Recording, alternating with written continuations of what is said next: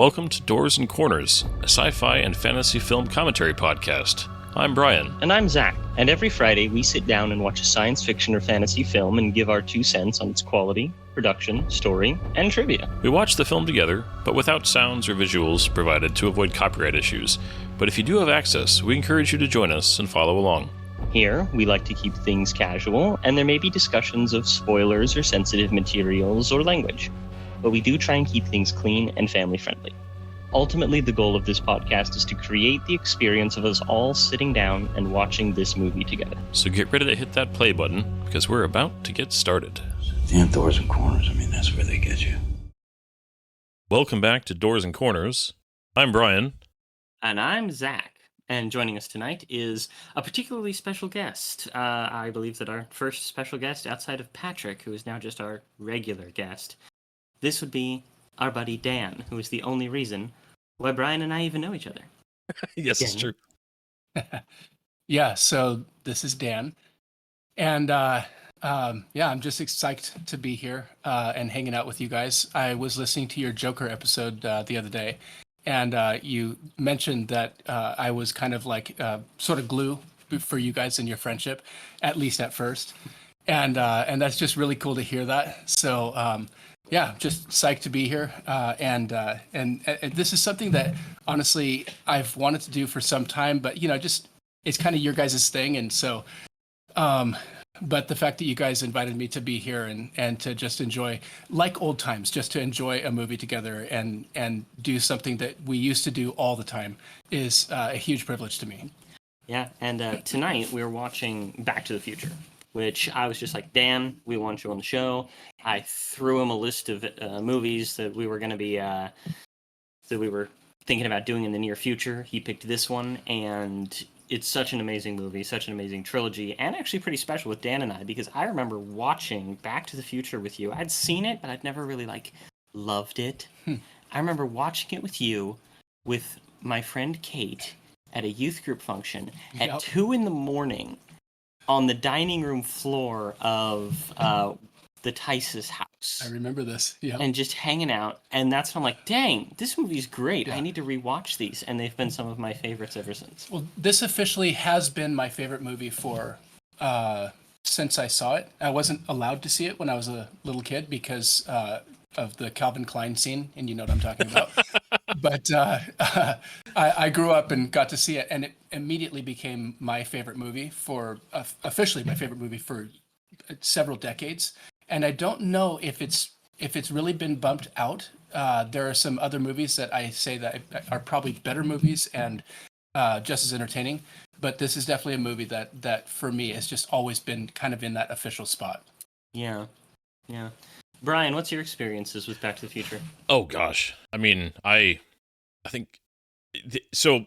The weird memory I have of this, and if I repeat the story in the future, I'm sorry, but I remember getting the VHS copy of this movie because it was a special McDonald's add-on for $10 if you bought, and it was to celebrate the release of the second movie. And $10 back in the late 80s for a VHS was insanely cheap because VHS tapes used to cost like $50-$60. And that's in 1980s money. So, yeah, it was interesting. But I wasn't born yet, man. Don't give me that look. But that was, this was one of those films that I don't honestly remember the first time I saw it. This is one of those movies that just kind of exists in my memory as just a staple of the rotation whenever we watched movies as a family. It was the Disney classics and those clamshell cases that could, you could do surgery with. And then it was, Star Trek, Superman, and Back to the Future, along with, the classic like John Wayne and Cary Grant films I've talked about before. So, this is one of those films that I don't remember ever not loving it, but I don't have like a specific memory other than, again, getting the VHS at McDonald's. I actually, a couple of years ago, was like, was that a real memory? Am I making this up? And I went and did some research, and sure enough, I found the archived, promo. There was like a choice of a couple different films you could get, and it was just like, what the weird memory, But I am fairly certain we wore that VHS out. Yeah. I don't think we ever Oh, sorry. Continue. I was just gonna say really fast. I mean, if you've listened to this show before, my favorite movie is and always will be, as far as I'm concerned, Wrath of Khan. But this deserves to be in the conversation of being a near perfect film, and this is a trilogy that deserves to be in the same conversation as Star Wars, Lord of the Rings, Godfather. I mean, like, it absolutely deserves to be that conversation. So, I think it love deserves this to be movie. higher than Godfather. Well, I know it's not your genre, but Mhm.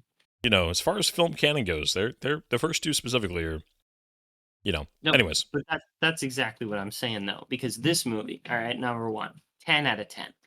Hmm? Number 2, I'd put as like an 8 out of 10, with number 3 being like, actually no, switch those.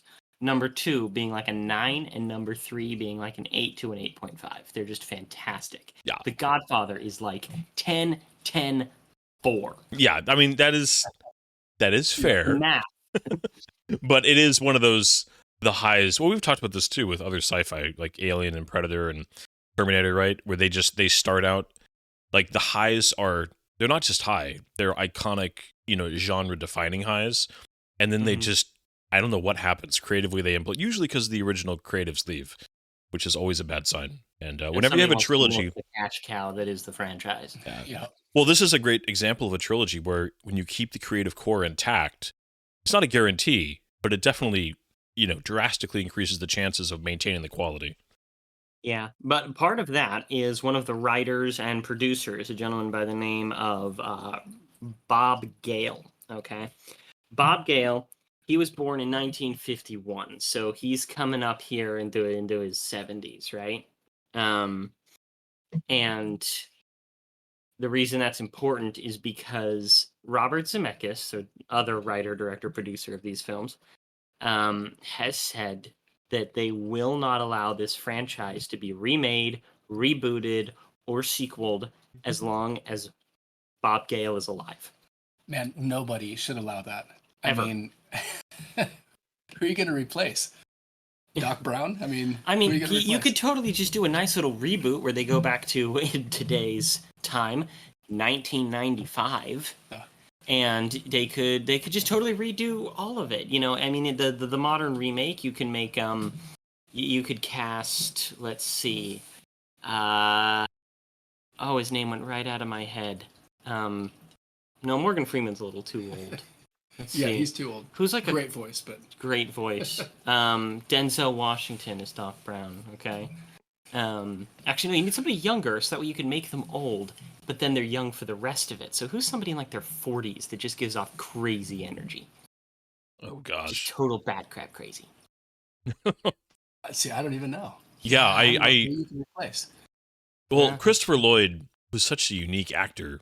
I mean, this was his most iconic role, but in almost all of his roles, he was, just I'm trying to think. Almost everybody I can think of has already done other iconic roles.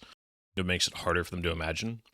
I mean, even though Christopher Lloyd had done I think it was Taxi, right? The sitcom from the 70s. Yeah. That he was pretty famous for. Yes, he was. He was also in One Flew Over the Cuckoo's Nest. Yeah. And that he was a big one. crazy person. And I feel like that's part of his casting in this is, they sort of recaptured that crazy, which I love. Playing. Well- okay, that's it. Jared Leto. Jared Leto. Oh, God. Yeah. No. He's the wrong kind of crazy, though. Oh, please, no. Oh, Ezra Miller then? Oh, my gosh. No. I was Time of thinking. recording, that's hilarious.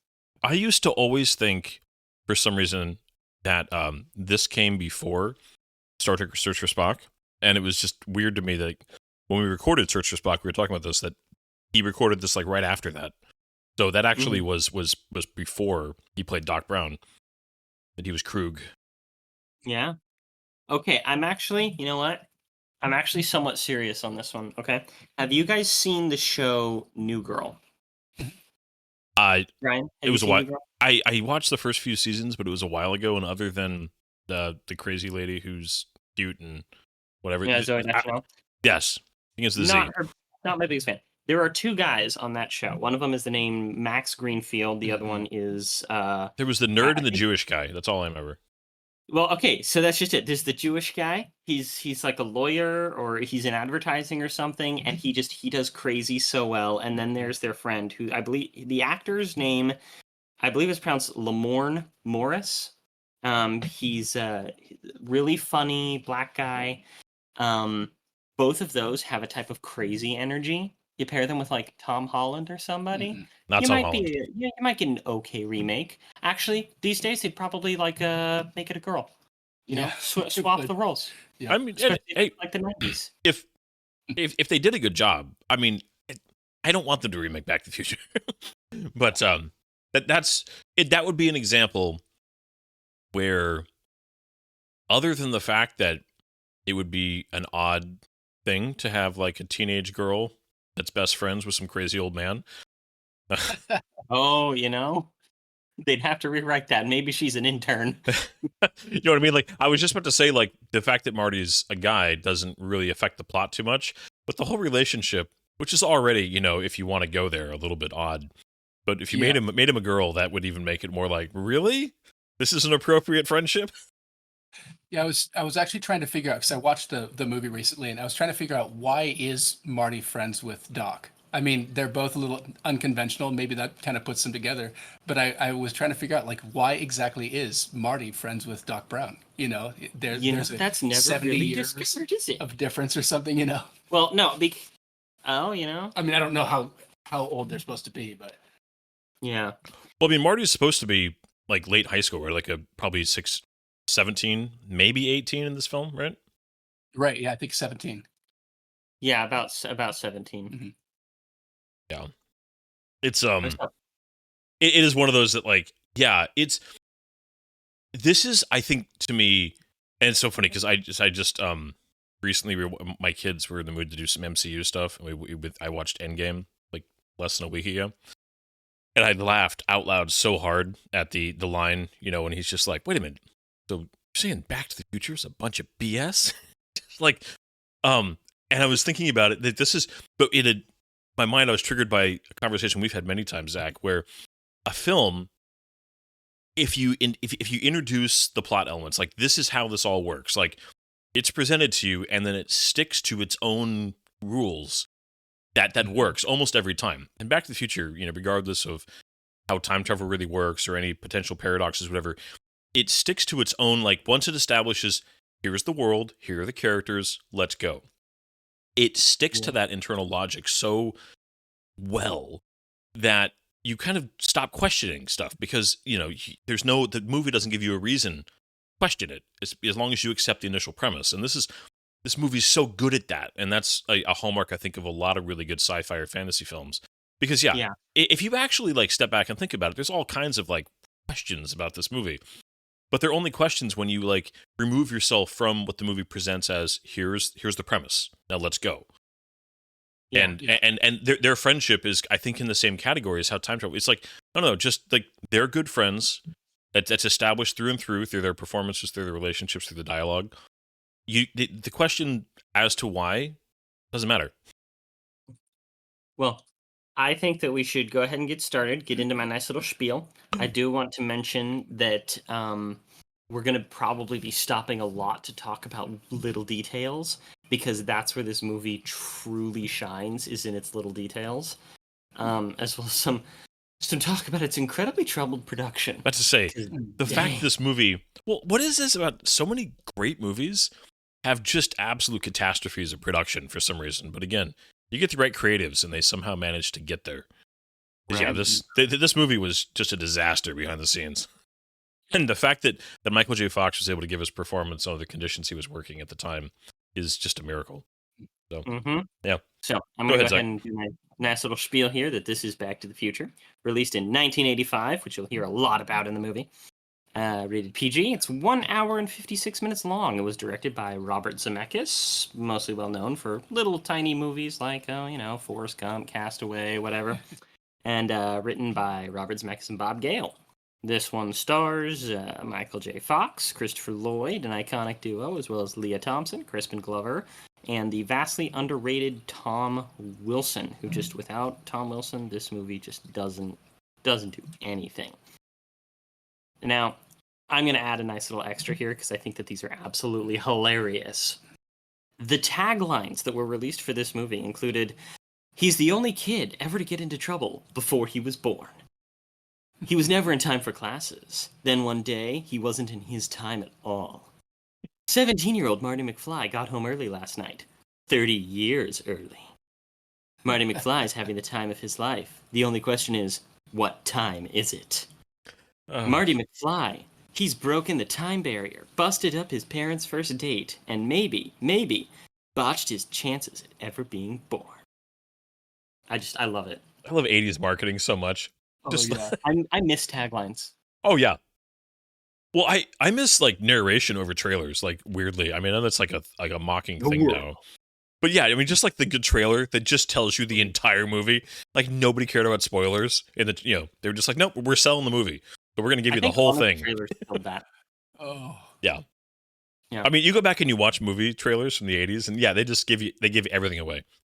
Mm-hmm. Oh man. All right, so we're gonna go ahead and get started. As usual, we encourage you to watch this movie along with us, and we are gonna hit that play button in 3, 2, 1, go. So the classic Universal, just the Universal is one of those, I've talked about this before.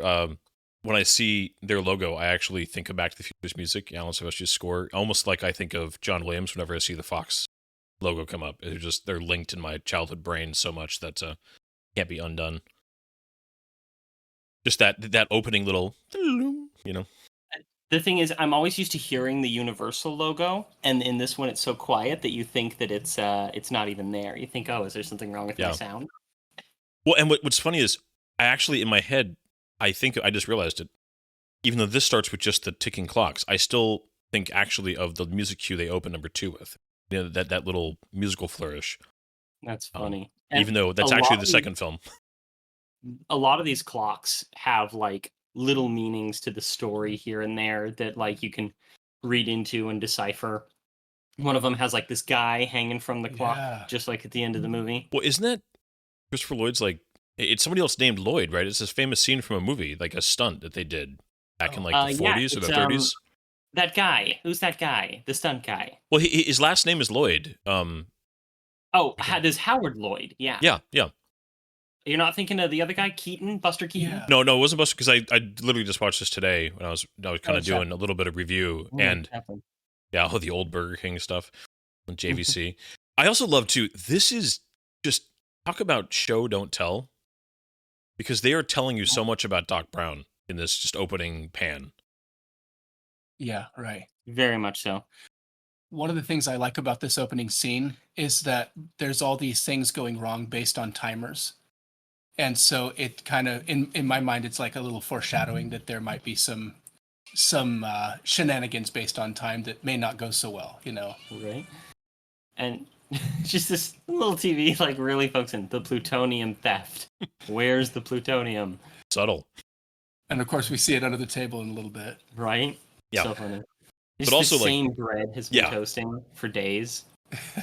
Yeah, that. I mean, when we get to the dog food, it's so just like, yeah, this has been going for a while. It just always grossed me out. So it just popped up with Alan Silvestri doing the music, which we've talked about Alan Silvestri a couple times on this podcast. Love him. He's done some amazing things. Most well known, besides Back to the Future, for the main Avengers theme. And he did the music for the first Avengers movie, Avengers Endgame, the Captain America films. Steven Spielberg, who's a producer on this, didn't trust him and didn't think that he was going to be good enough. He wanted somebody else. Then when they did a test screening and they had bits of the music in there, he thought that it was all Silvestri's when it wasn't, and he hated it. And then he got to the actual theme, and he's like, whoever did that one, I want them to do it.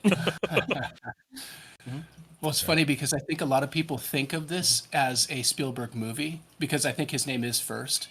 Oh, yeah. Well, marketing-wise at the time, he was a bigger name for sure. Yeah. And then a lot of people think that this is John Williams as a musician here, composer. I can believe it. And because John Williams is so good at distinct, melody lines, and no, it isn't either of them. It's Zemeckis and Silvestri. Yeah. what person in any form of their right mind would turn everything up this much? If you want good, clear sound, you need it to be kind of upper middle. In the 80s, though, you have no good, clear sound. You just want volume. And also, when you don't own the equipment, you tend to do stupider things. Yeah. I love that they don't show you Marty's face for quite a while here. But they let you kind of get to know him a little bit before they show you his face. Well, he's first a rocker. Whatever else? Do we know that is Marty? Those jeans. Well, this is probably Eric Schultz. Yeah. Oh, that's right. Yeah. So for those that don't know, Eric Schultz was hired for this role before Michael J. Fox. They wanted Michael J. Fox, but his schedule with the sitcom Family Ties. Family Ties. I almost said Spin City. That was much later. Family Ties wouldn't allow it, and Schultz was just a problem on set through and through. Like, just caused every imaginable problem you can think of. And eventually they're just like, you know what? You're fired, and we're getting Michael J. Fox, even if we have to drag out filming weeks longer. Well, Robert Zemeckis has said a few times that Schultz is an amazing actor, apparently, and I don't know him very well, but that he just didn't have the comedic sensibilities or understanding for what their vision was of this movie. They give that as the official byline, but I don't know if I buy it. Like, he was a method actor. Yeah. He insisted that people call him Marty. Oh yeah. Offset, he was very forward and suggestive towards Leah Thompson, and he would actually hit during stunts, which the actor who played Biff said that as somebody who was very much not a violent person by nature, wanted to actually deliver a few punches by accident. Like, the guy had some growing up to do for sure. Oh yeah. And I'm not trying to defend like somehow he was the wrong choice. But I feel like I've seen so many separate interviews where they try to, basically not throw him under the bus. And I appreciate that. I mean, even if it was, rougher than what they lead on, I appreciate that they're the kind of guys who aren't going to be like, yeah, that, a-hole, we got rid of him. But it's never been like that, and I appreciate that. There's also there's a myth surrounding this movie that Michael J. Fox didn't know how to skateboard and he had to learn for it, which is not true. He was actually a very experienced skateboarder, and they actually add the skateboard in more because of his comfortability with it. Yeah. Well, what also makes him just really cool to an 80s audience, Oh, yeah. Skateboarding was in, Nikes are in, and he's wearing those Nikes right there, and those stonewashed jeans. Oh, yes. Oh, yeah. This level of skateboarding, though, is still kind of cool. Oh, yeah. Of just the subtle, when you see here, and when he goes back to the 50s and he remarks how clean everything is, that, you can see the graffiti here and just the school. I mean, like, they really managed to, if you pay attention, it's all the same sets. But man, the production design team did a great job on this film. Yeah, one of my favorite features, and I'm saying that sarcastically, is the theater is full of like naughty movies in the 80s. It changes later, which is nice. Well, I mean, you got the homeless guy sleeping on the what was his name? I think they named him in this film. And no, they name him because he's the mayor in the past. Funny. The guy who's like the homeless guy sleeping on the bench? Yes, he's the mayor in the past. Oh my gosh. I didn't know that. Re-elect mayor, whatever it is that they're screaming about. I never knew that. Yeah. So I still, whenever I think of this guy, so, this movie and Top Gun were huge for me as a kid. And, he is in both of them, 80s authority figure. That's actually Huey Lewis, by the way. Yep. That is Huey Lewis. Which I didn't know that forever because I'm not a music person inherently. And apparently I was just like a really cool thing. Oh my God, it's Huey Lewis. I'm like, who? I thought he was a newsman. Not actually. Well, and the fact that they're actually playing like a like rocky up version of Power of Love here is just funny, I think. Yeah. His girlfriend here, the actress' name is Claudia Wells, character of Jennifer. She was recast for the second one because when they were going to go film the second one, her mother had cancer. And so she willingly stepped away from the role. It wasn't like oh my gosh, we don't like you, we have to recast you. But she had to skip away for that. It was very sad. I was Yeah. listening to her talk about her early casting, attempts at being cast for different things. And she was cast in some commercials, and they said that she kept getting turned down because she would be distracting from the product. I just think that's kind of funny. Like, that's not usually the problem, Yeah. Suffering from success. Yeah. Yeah. Looking at this whole background, yeah, you have the out of business back there, the mayor's office. There's just if you pay attention to the setting, there's so much like storytelling happening in the background of this film. I always loved like that scene where he's like watching the girls in the gym clothes. Because it makes him a little bit of a perv. But also in the second one, his son, as they're spying on him, ready to like jump him to replace him, is watching all these women walking by him. Yeah. And it's just these little They're things, both yeah. They're both little perverts. Well, the premise of this film, I mean, not the premise, but one of the inspirations, for Robert Gale, he's described it as basically seeing a picture of his dad in the high school yearbook and wondering, would I even have been friends with him? And just kind of that whole rabbit trail. And, I think it's one of those things we can all kind of wonder, like, what was my dad like? And would I have even liked him as a high schooler? And at the same time, realizing that there's some weird similarities here that you don't want to think about too much sometimes. No, definitely not. Yeah. I love my dad. I have a great relationship with him. But it's also like, that's just weird to think about. Well, it's one of the funniest things to me is the... They're still back there doing it.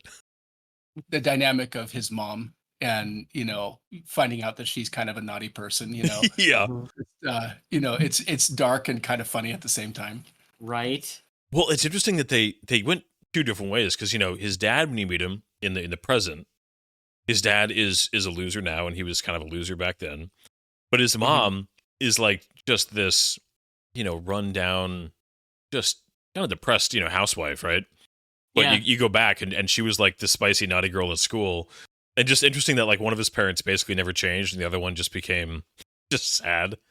Like his dad infected the mom. Yeah. Love his little guitar pin on his denim jacket here at school. I don't know if you guys noticed that. He's got a little Fender Strat. Oh no, I didn't catch that. Yeah. I remember watching this with my dad years ago, and he was pointing out just how beautiful the script writing is to this movie. It's just like, the lady going up. She explains the clock tower. She hands him the note. She gives him the number on the flyer, so he keeps the flyer. Yeah. And he uses that to be like, oh, look, Doc, in the past, look at how much she loves me. And then they get the information from the flyer that leads to them knowing exactly when the clock tower was struck. And it's like, it's perfect. There's so much set up. Mm-hmm. Well, and the fact that was like a last minute thing, because did you guys, if you guys had heard this before, but Zach, you probably got it in some behind the scenes, but that the whole lightning striking the clock tower was a kind of they was forced because they had to cut their budget. They had to come up with something cheaper for the finale, and that's what they realized was kind of a stroke of like, oh my gosh, this is perfect, and the symmetry of the whole thing. Wasn't the original idea that they needed to find a nuclear test? Yep. Yeah, and they were supposed to survive because of being in a refrigerator, which is a recognizable theme from a recent... Spielberg recycled that idea. Yep. Oh, God. Yeah. Which was not their most successful moment in an Indiana Jones movie. Yeah. I get the storytelling here. Biff, I mean, that line, like, who's going to buy cleaning bill? I spilled beer all over me while like guy hit me. It's just in one line, it tells you so much about this guy. Yeah. That not only is he that unself-aware, but just, I mean, my gosh. Sorry. Thomas Wilson. He's amazing. Dude, Tom Wilson deserves so much credit for these movies. I mean, think about the second movie and how many different roles he played in that. He was Biff. He was Biff. He was Biff. And he was Griff. Mm-hmm. And the young fact Biff, that old Biff, alternate Biff, otherwise referred to as Trump Biff these days, and his own son, Griff. But he actually talked about doing this role, and people actually like hated him for this role because he was so mean and evil, when he's apparently just the nicest guy. Yeah. And one of the things about him is that he was bullied heavily in middle school and high school, and he like based this character on his bullies, especially with like lines that he ad-libbed, such as the butthead thing and the make like a tree and get out of here thing. Yeah. Like he came up with those.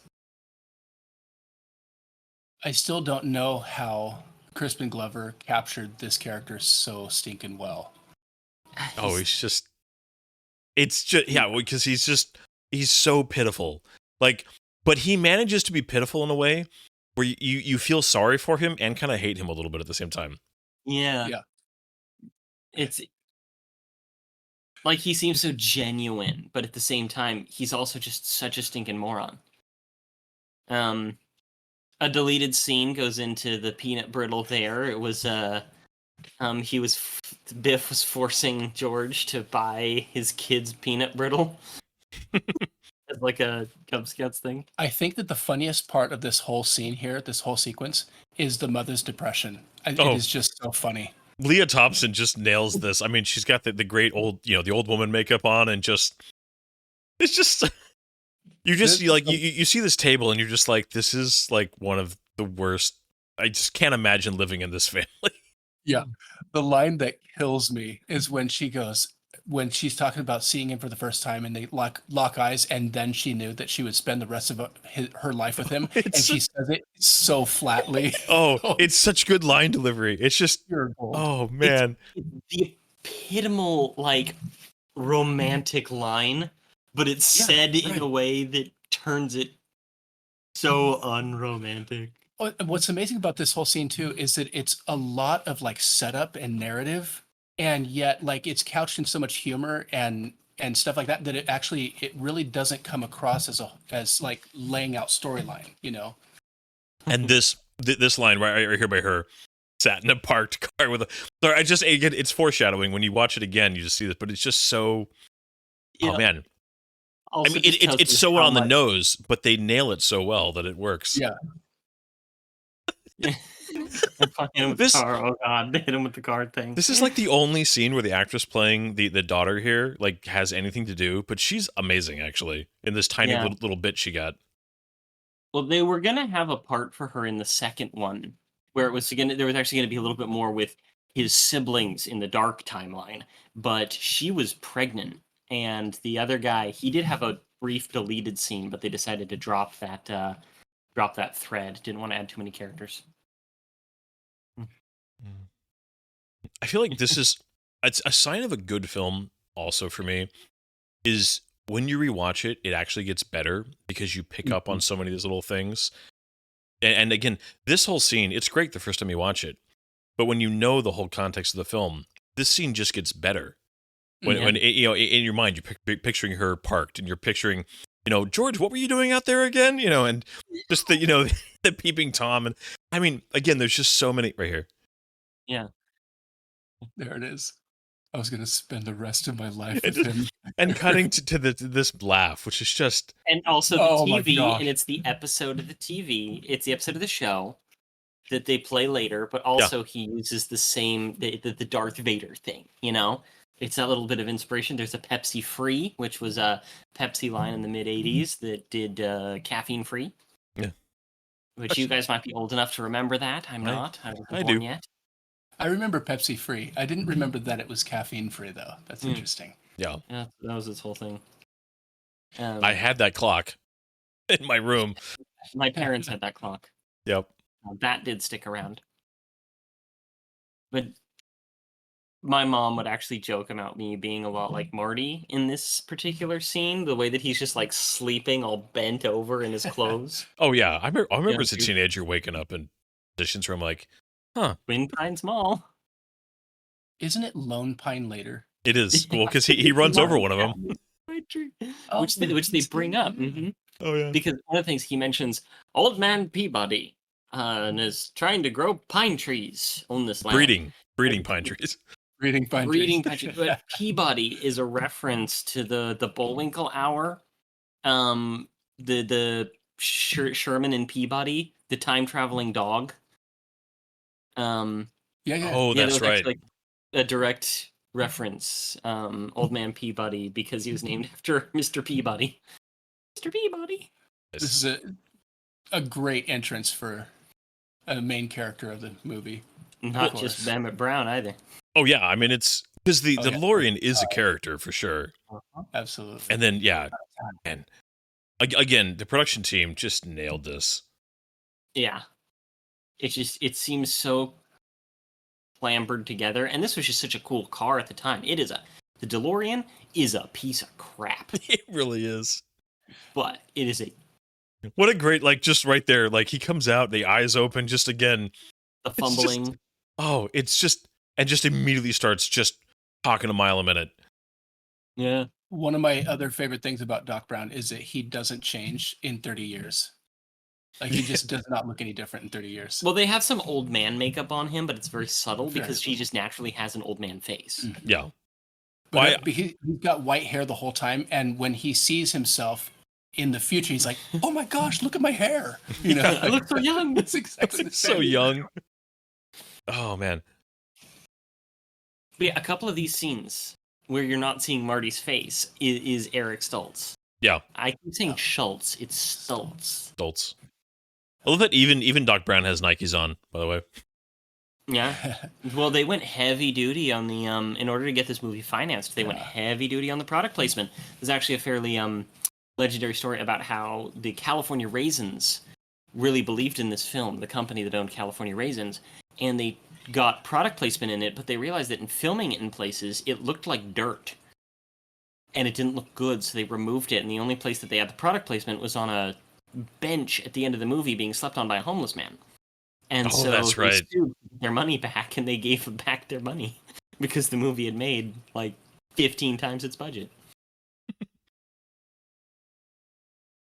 Also, too, how many boys would just like jump at the chance to remote control drive like a real full size car? Right? I would love There's to do like that. fantasy fulfillment right here, just happening, just even in the. So I know you've mentioned this, Zach. My parents also had this issue, the one issue with this film, and this was an '80s thing. This is a PG movie, and for some reason, shit just was not like a word that registered on the MPAA's rating system back then. One of the reasons my parents didn't like this movie very much and didn't want us watching it is because of the use of the word shit. Yeah. It's quite prevalent. It shows up a couple times. Okay, that little look that he gives him is one of my favorite moments in the movie because they're gonna have an 88 mile per hour car careening toward them, and he's looking at Marty going, "Where are you going? Get back here!" It's like, have confidence, have, Yeah. have faith. Just imagine if he miscalculated. I mean, he wouldn't. He's Doc Brown, of course. Doc Brown. Like, but how did he know the lead up was going to take that long? You know, Right. and there's some. Classic moment there. Yeah, that is one of the most recognizable movie moments. Like, Oh, in yeah. history.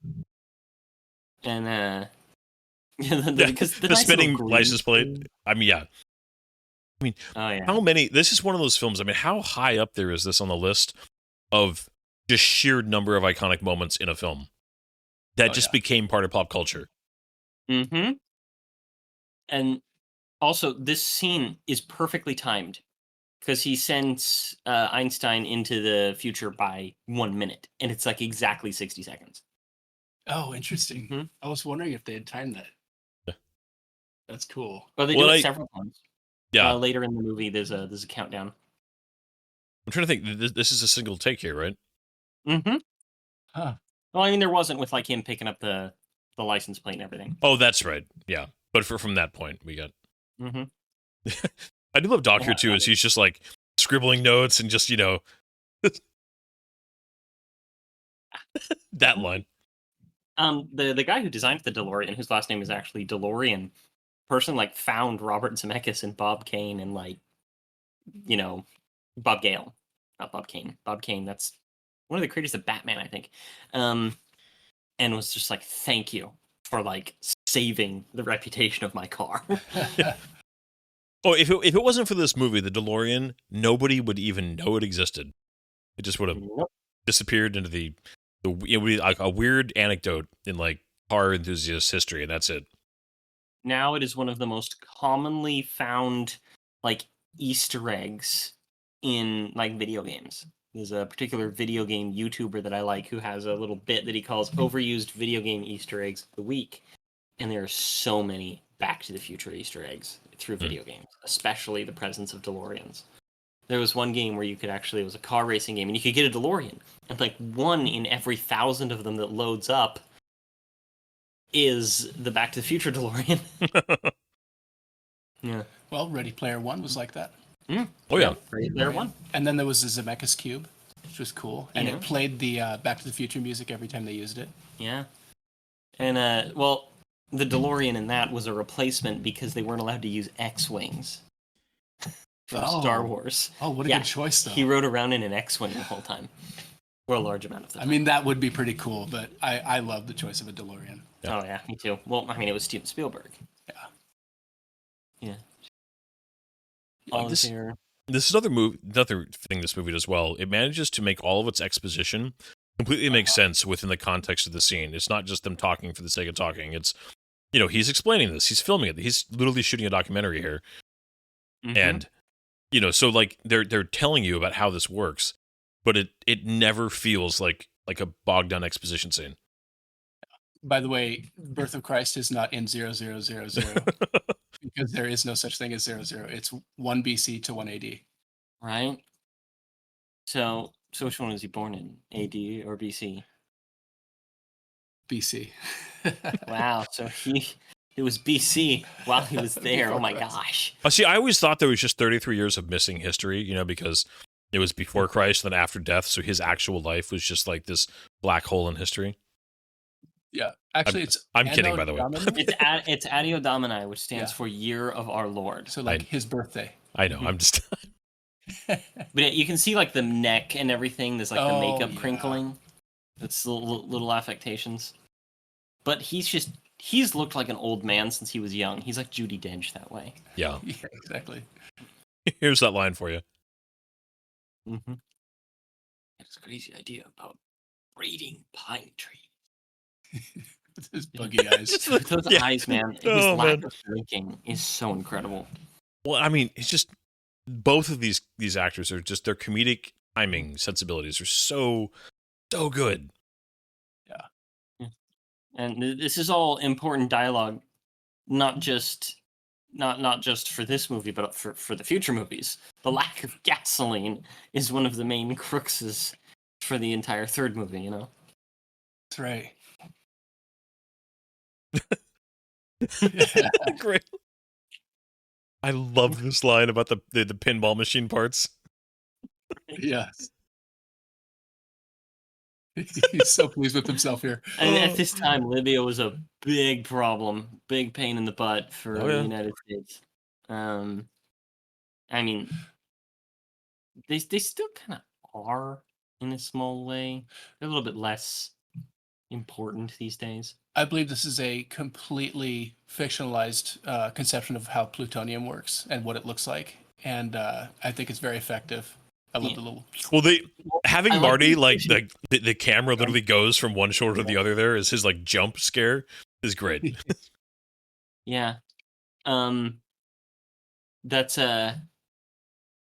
that's not a proper depiction of plutonium. Plutonium, if I recall, looks like I want to say just gray, but it can be kind of like bluish, greenish, grayish. Looks almost clay-like. But I do love the inclusion of the heavy water that would be around it. Yeah. That's not something that a lot of them would include.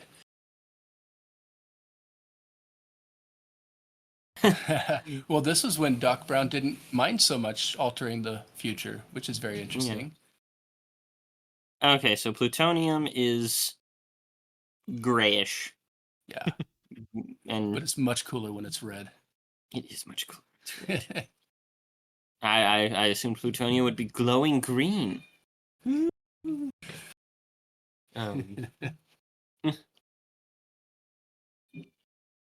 There you go. Again, great little setup here with the narrative Yeah. setting up the problem, but making it feel natural. Yeah. Well, that Einstein- puts a pin in it, you know? I love that even Einstein had like some like, kind of nuclear garb on of some kind back there.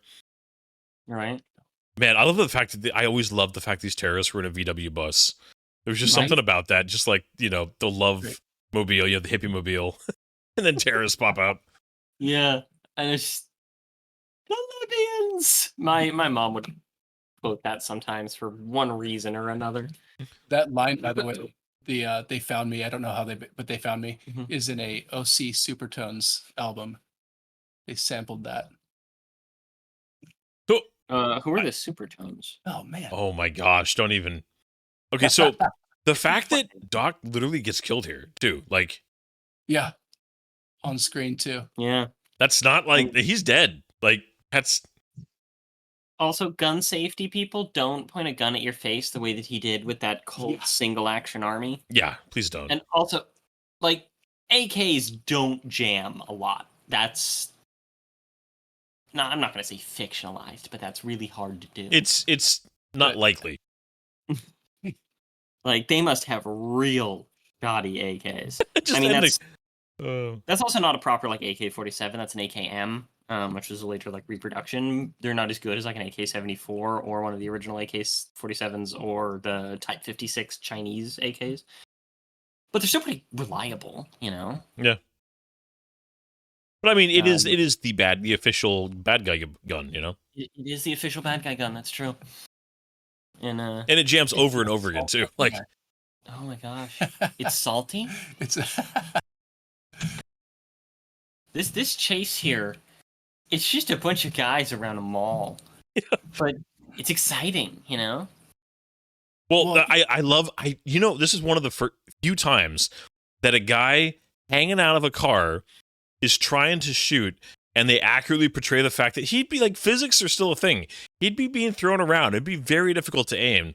How often are like guys depicted hanging out of car windows or at a and just perfectly still and stable? Yeah. It happens all the time. It's ridiculous.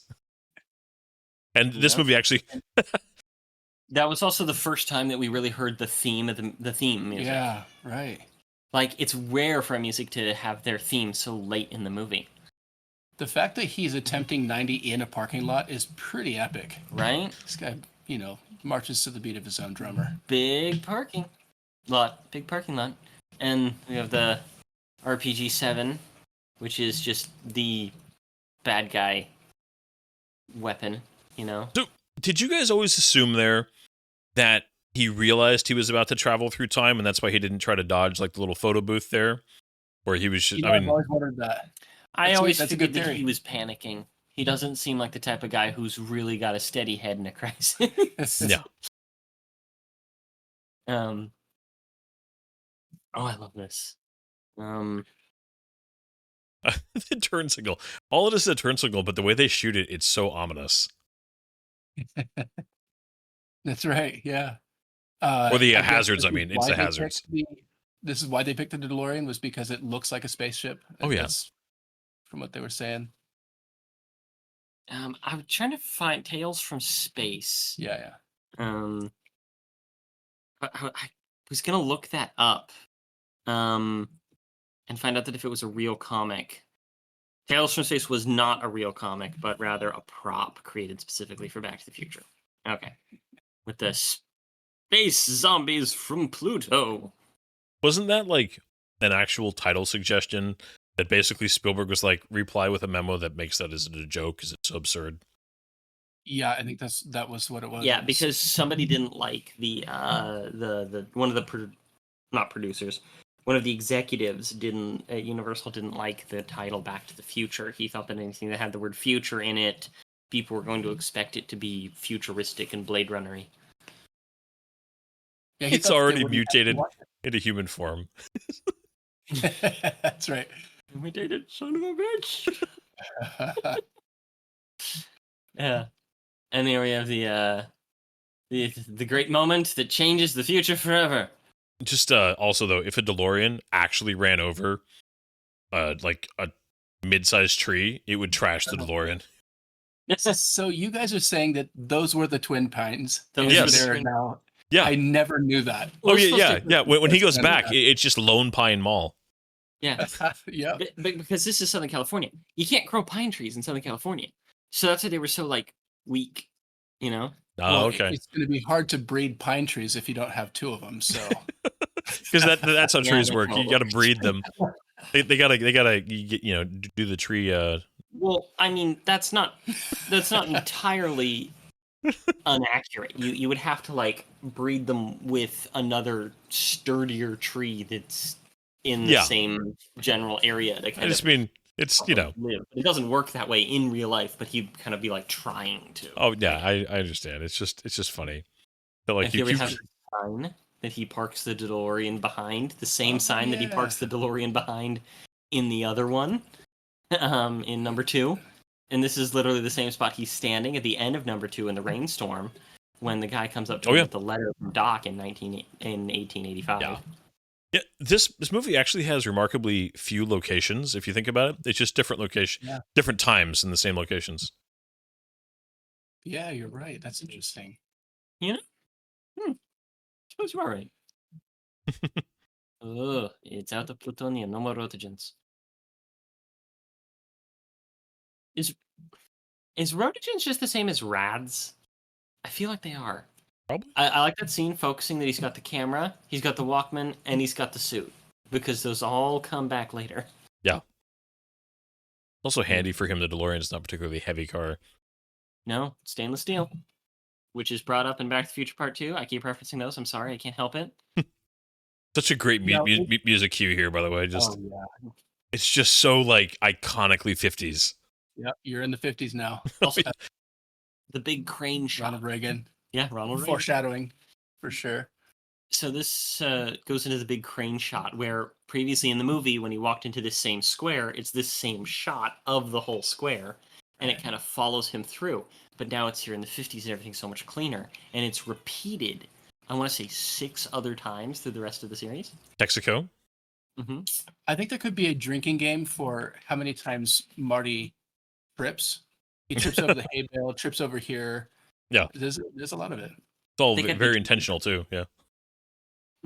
Like, here, let me just go get a bottle of scotch, Dan. We'll drink every single time that Marty...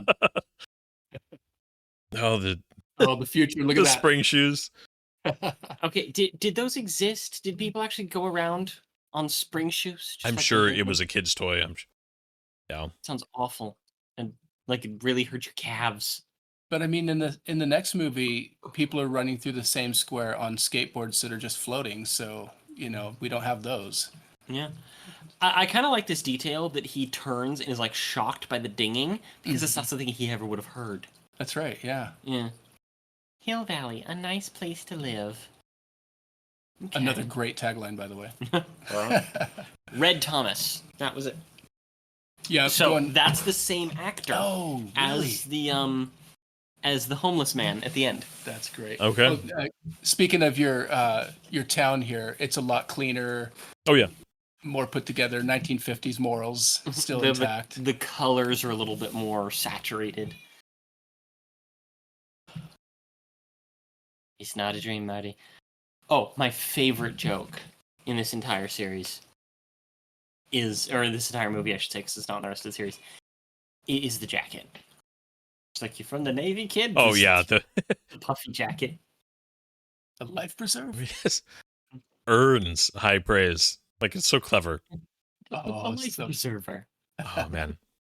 Well, I always thought those jackets were so cool, though. Right? I'm currently I wearing was gonna say. it's just I have the sleeves instead of the sleeveless. And growing up, I remember, because Dan and I lived together for some time, he had Mm-hmm. a puffy black one. I even compared it to Back to the Future several times. I made the life preserver joke a few times. if I And recall. and I have that watch today in my truck right now. Yeah, the because calculator it's like- Casio.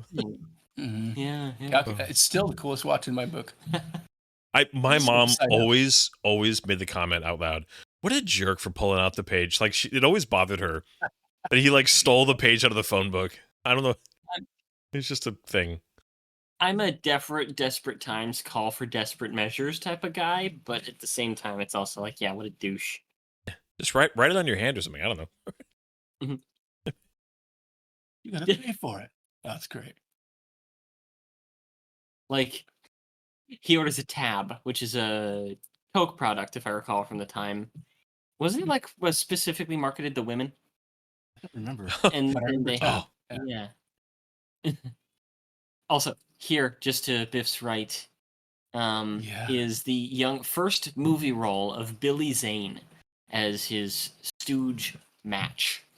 And Billy Zane actually did come back for the sequels, even though he was a much bigger star by then. Because he doesn't have any lines in this one. But he's just this big grinning idiot. And for those who are unfamiliar with Billy Zane, go watch, I don't know, Titanic, Zoolander, Tombstone. The Phantom. Oh, Tombstone. Yeah, he's in there too. Yeah. Titanic? Yeah, but The Phantom. Oh, that's right. I've seen the movie I one love these time. I don't... Mr. 3D Glasses Man. Oh, yeah. And the fingerless gloves. Well, I love too that George, he's kind of trying to act cool here a little bit. Like, it's no big deal, just whatever. Yeah. Yeah. I mean, that yeah. was me growing up. I was trying to act cool, and I just never was. Zach, you were never that uncool. Okay. Thank God. I mean, it is just painful again. It's just, the way he's eating even is just like, It's like gross. Like, I want to find this kid, and first I'm gonna give him a hug, and then I'm gonna slap him across the face. I'm gonna teach him how to be a man with dignity. the look on Michael J. Fox here, his acting is just like, oh man. Just as he's just like almost like half in shock here at this whole thing. Like, this is real. Imagine being the only person ever to have experienced anything like this in the history of humankind. Yeah. And previously, we had that little announcement car in 1985 of re-elect Mayor Goldie Wilson. Wilson? I almost said Han. That's somebody Goldie else. Wilson. It might be the exact opposite of Mayor Goldie. So I think this is a very interesting scene because this is one of the first times you kind of get the setup that the future can actually cause changes in the past, because Marty knows him as the mayor later and introduces him to the idea of becoming mayor. Yeah, and that's, it's one of those. I think that's just kind of tangential. He hasn't made any major changes yet. I don't. But in his original timeline, he was still going to be mayor, but now maybe he's going to do better at it. Maybe now he's going to do it sooner. Yeah. I always took that scene as showing that the 1950s were culturally different, and despite showing the future is dirtier, some things have progressed. There has been genuine change. The amount of change between 1955 and 1985, in comparison, is. I'll shut up now because this is hilarious. It's just now is this his mom or is this his grandmother? I think it's his grandmother. Got it. Oh my gosh. The build is wrong for Leah Thompson. Actually, I don't think it's either of them, because he hits him with the car, right? Yeah. I love the line. The line delivery here of just like, another one of these damn kids. It's just like, it's delivered so well. Like this happens all the time, or something like that. It's a whole storyline in the background. No, just the way he says it. Like this guy, that's like one of 3 lines he gets, and it's so good. Yeah, there's a slight blooper here that they had the 1800 address spray painted onto the curb outside of the house. That wasn't done in 1955. How could they miss such an important detail? Oh, yeah, this scene. This scene is remade in every movie. And it's always Leah Thompson. But the question is she gross future Leah Thompson, or is she Irish Leah Thompson from 1855? That's right. But just the awkward quotient on this scene of just like both actors just doing this, like, it's so good. It's just you could cut the tension here just with a knife. It's hard. The little taking off the sweater, just all the little movements for both of them. His hair, I mean, everything about this is just so. Was he about to say that his mom's hot? Yeah, you're so thin. Oh my Klein. gosh. My hope chest.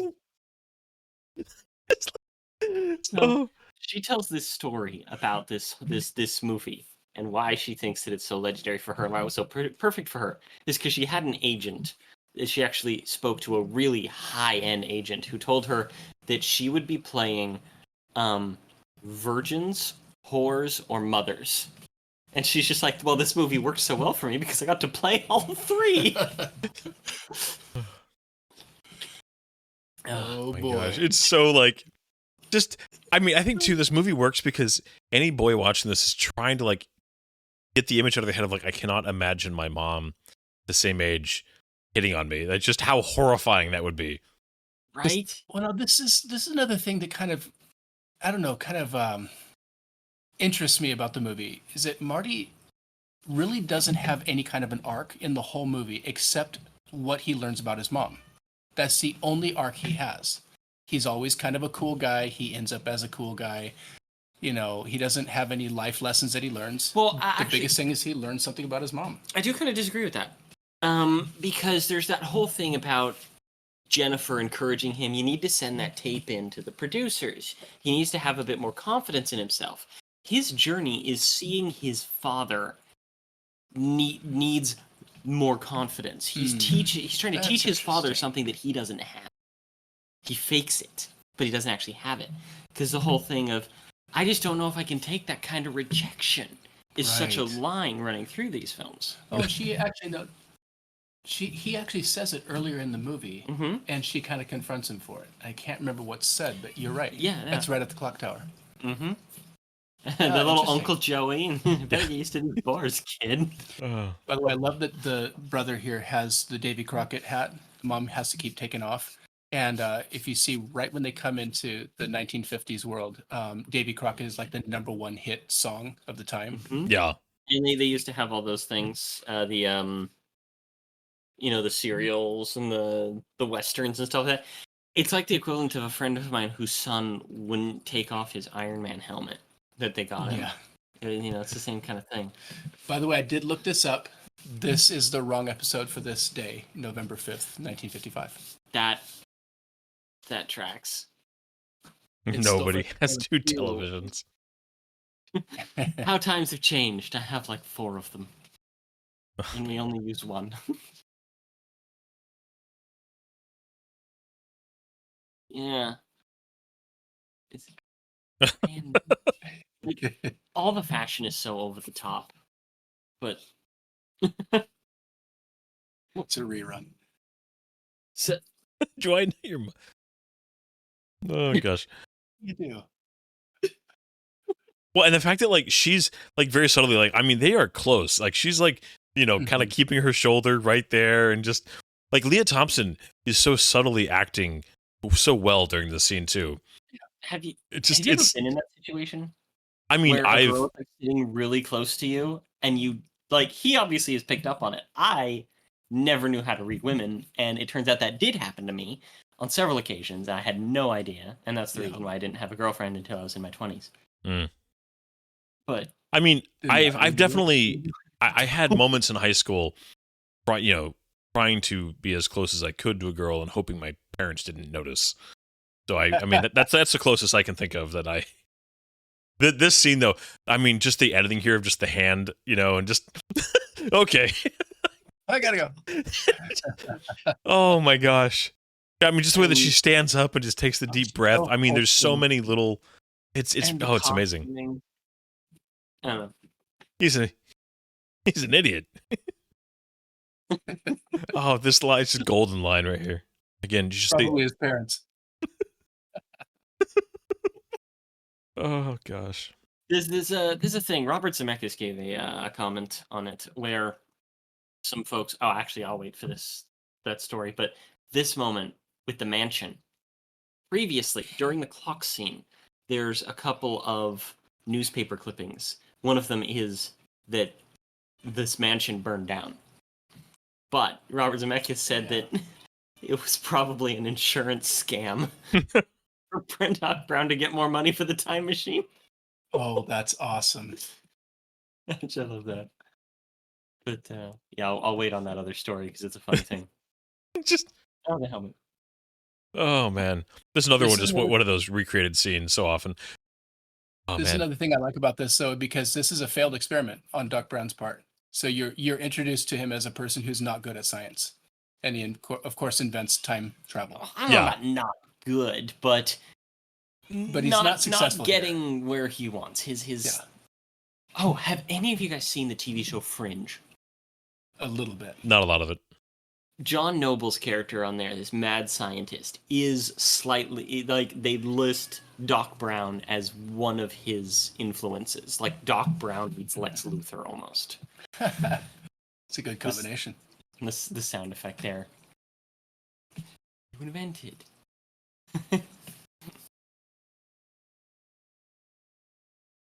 I don't even want to comment on it. I just want to watch it. I know. I keep like finding myself just enjoying this, and I've seen this movie dozens and dozens of times. Is that like an alligator skin robe? Thing like that. Nice. It is, yeah. I love it. Just, I mean, and again, they're simple jokes and bits of humor, but I think this movie is another illustration that just very straightforward bits of comedy, when they're executed as well as it is in this film, work.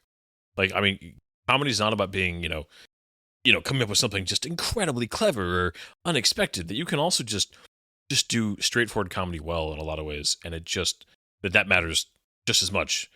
As, Mhm. I don't know. As you can make comedy too clever and kind of lose it a little bit. Yeah, there's that nice little detail. They cut off your brother's hair, and if you look closer at it, the sister's legs are also starting to fade. Yeah. Rob Reagan. So there's Oh god. this. So they actually contacted the office of the president to make sure it was okay to make this joke. And they're like, "Yeah, it's great," and he loved it. But apparently, they didn't ask him about the Jane Wyman comment. He divorced Jane Wyman and got remarried. So the first lady was somebody else, and apparently that was a very sore subject. His ex-wife, and Ah. apparently the first Oh, lady no. did not like that they included that, and it caused some problems. But apparently Ronald Reagan thought it was absolutely hilarious. I believe he actually incorporated a line from the movie into one of his speeches. He at did one in point. 1986, I believe it was.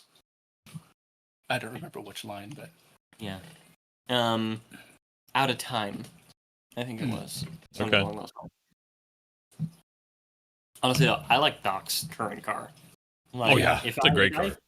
If I ever decided to play the lottery and then actually won it, I'd be subtle, but there'd be signs, and one of them would be a Rolls Royce, like a 1938 Rolls Royce Silver Phantom or something like that. yeah, Just, there it is. the flux capacitor.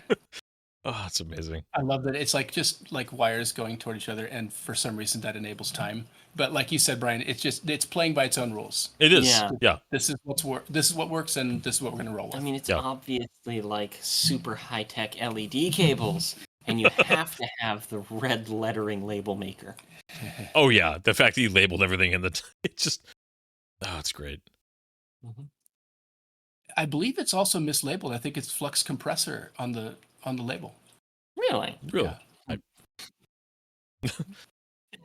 I'm an old man. Exactly the He same. looks exactly the same. I love this line too. Oh, from the fallout from the nuclear wars.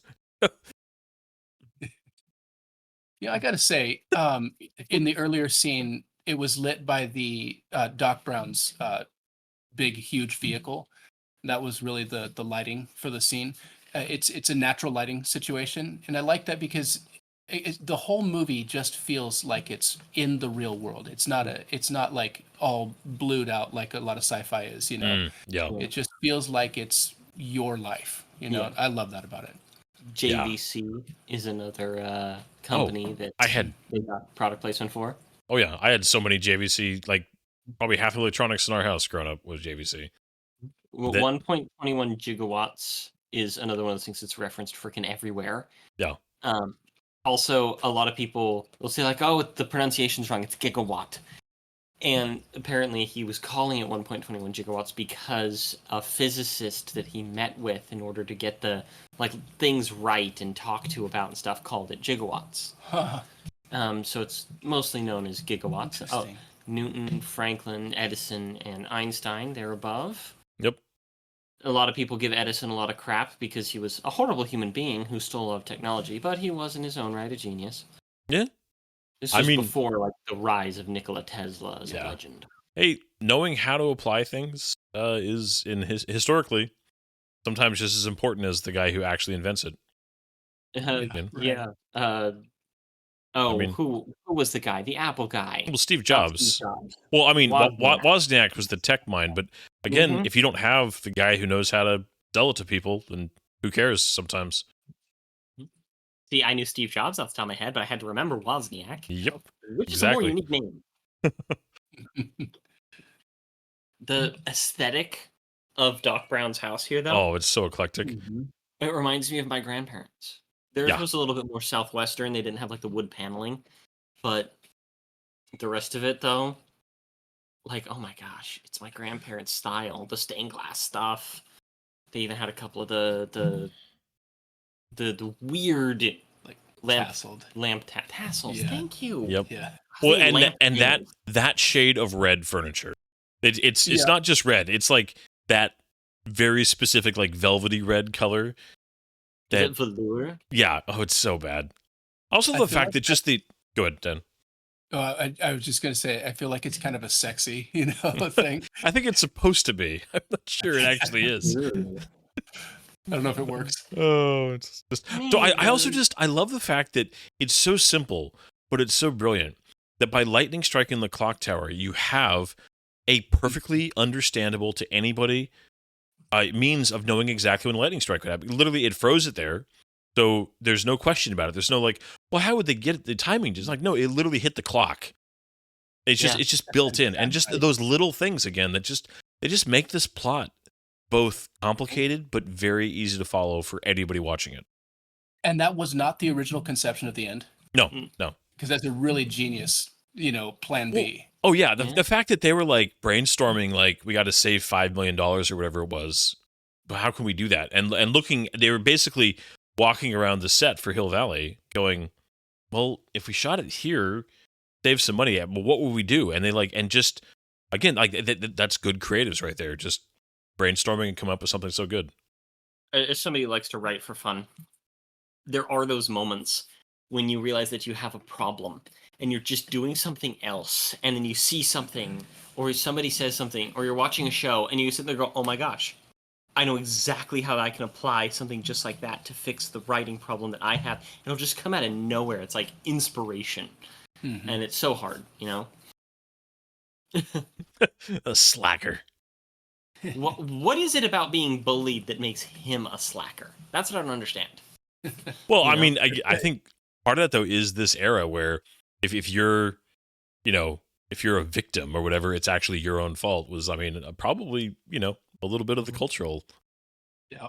Did you ever see the deleted scenes from this from this sequence? I have, but Where- it's been so long, I don't remember details. He looks in on his mom. He points out his mom to Doc Brown while she's taking a test, and he realizes that she's cheating on the test. That does ring a bell. I do think And I've then seen then there's some bloopers where Michael J. Fox walks in pretending to be an angry Mexican, and he starts banging on the door and being like, "Look at this lady, she's cheating, man." It's really racist by today's standards. It's really funny. Of how George just kind of slinks away there too. Oh yeah. He's like, I'm not a part of this scene anymore. The horror on Doc Brown's face, man. I love this the way that Marty McFly is just like, "You saying my mom?" Just the hots. Okay, think about today. Think about the fact that if we were to do Back to the Future today, it'd be 1995, 1994 to be specific. 1995 in a month.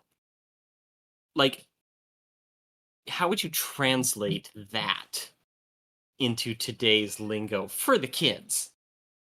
Right. I Yeah. don't know. That would be.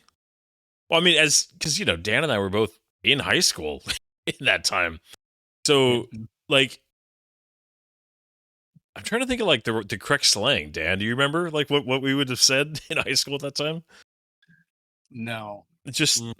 I mean, I was I think it would have been something cruder, like you think, what are you saying? My mom wants to bang me or something like that. It would have been something just much less interesting to say out loud. All right. The 90s had some great music, but when it came to like slang, I feel like we weren't that great of a decade. No. Slang wasn't great, but the worst offense that you guys had was fashion. The 90s was just boring. What are you talking about? Yeah, there was other stuff The too. grunge thing? The baggy and the denim. The baggy and the denim, man. I mean, the 80s had denim. They just had it lighter The colored. 80s were bad, but they kind of peaked badness, in my opinion, in the 90s. Ah. And then it started to get into like a weird, almost 80s meets 50s, 2000s. And then today, our fashion isn't necessarily better, but it's got some good things going. I just wore jeans and t-shirts my whole life, so I never really thought about it. Mm. Okay, so have you guys heard any of the behind the scenes about like this scene that I guess Robert Zemeckis really was getting just like pissed at Christian Glover? I mean, he was just overacting constantly, and they were having a lot of trouble getting through these scenes. I read some stuff about that, especially since how Crispin Glover was so incredibly nervous that he couldn't actually say his lines properly, and they had to ADR him later. Well, because I heard that he would constantly be like, he was bouncing and like moving around and messing with his hair so much that basically Robert Zemeckis like threatened to like duct tape him to his chair because he was making it impossible to maintain continuity between takes. Mm-hmm. Yeah, they really set up Biff though as just nasty. Oh, yeah. She's so big. No, how much taller is Thomas Wilson in real life than Michael J. Fox? I mean, Michael J. Fox is not a large man by any metric. Let me see if I can find their little statistics here. This whole like, I'm just the principal. Just give him a look. Like the principal knows that he's just the bully. Oh yeah, and like just doesn't really care. I mean, he cares, but obviously he's just like knock it off, and he's not like actually interested in really changing him as long as he doesn't misbehave in front of him, kind of a thing. Yeah. So it's the paper airplane. 10.5 inches. Of what? 10.5 inches. Okay, that's significant. Well, yeah, Michael J. Fox is mid fives. Mm-hmm. No, 5'4". 5'4", yeah. And Tom Wilson is 6'2.5". Oh my gosh. Okay. It's significant. Oh, so one of the interesting things, I was going to bring this up earlier, but I decided to move away from it, was the name Lorraine. Lorraine was actually not the original name. They went through like 3 names, but various people didn't like one or the other for some reason. So one of the executives was like, name her Lorraine. It was a studio note. And they're like, okay, why? It's the name of my wife. Oh, that's mean. Yeah. He's been in this scene, again, there's so many iconic scenes in this film. Oh my gosh, right? Van Halen, right? Isn't it? They put Edward Van Halen on it because they weren't allowed to use Van Halen because Van Halen's producers said no. They weren't allowed to use the music. Funny. So this right here isn't actually Van Halen. It's Eddie Van Halen who recorded himself doing some special riffs and tracks. And they got around the copyright by making it Edward Van Halen and something that the band itself didn't do. I also, too, I had that Walkman as a kid, or at least a slightly newer version of it. And the headphones weren't that good. Yeah, right. They were kind of garbage.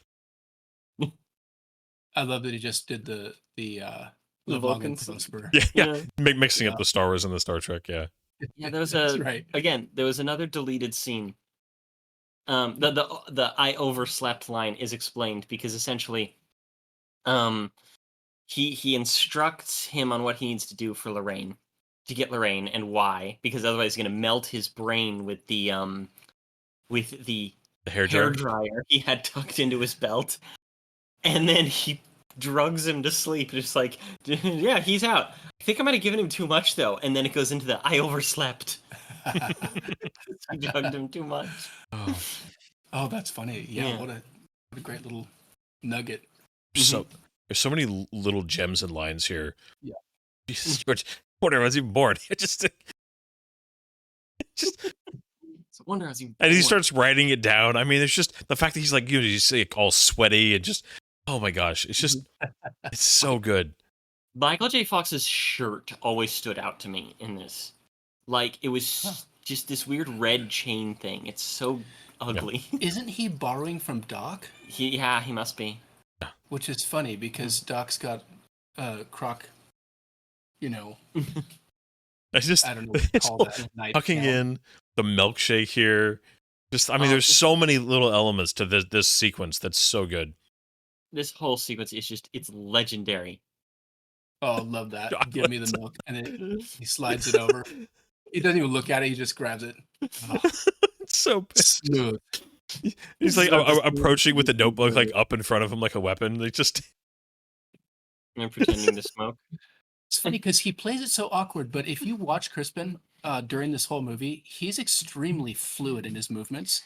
He's there's a lot of scenes where he's almost dancing. Mm-hmm. He has a reputation of being a very strange man. Yeah, A little creepy. I would hope so. no man. surprise there. He's 6'1", so poor Marty definitely got the short end of the stick. In fact, both with Kristen Glover and with Doc Brown, whatever his name is. Christopher Lloyd. They made them both kind of work with a hunch a little bit because they couldn't get enough of Michael J. Fox in the shot because they were too tall and he was too short. They had to lower the ceiling a little bit. A little bit, yeah. It works for Biff because Biff's supposed to tower. Yeah. Redo Exactly. this exact shot was done in Back to the Future 2. Eyes. Yeah. What's that? Oof. Of That's course. great. There's an aspect of Marty that like he's a cool kid. Oh yeah. Like he has a natural charisma, a wherewithal about him, even if he does panic in a crisis. Well, and it's funny that his I mean he panics, but he also has confidence in like little spurts, you know? Yeah. I just he's such a good character. He's such a fun Oh, character. the theme kicks in again. Yeah. It's so exciting. This is one of the best non-John Williams themes, I think, like Yeah. from this Oh, yeah. era. Easily. No, not just from this era, just for like movies, you know? Yeah. But I mean, this era was so dominated by Williams.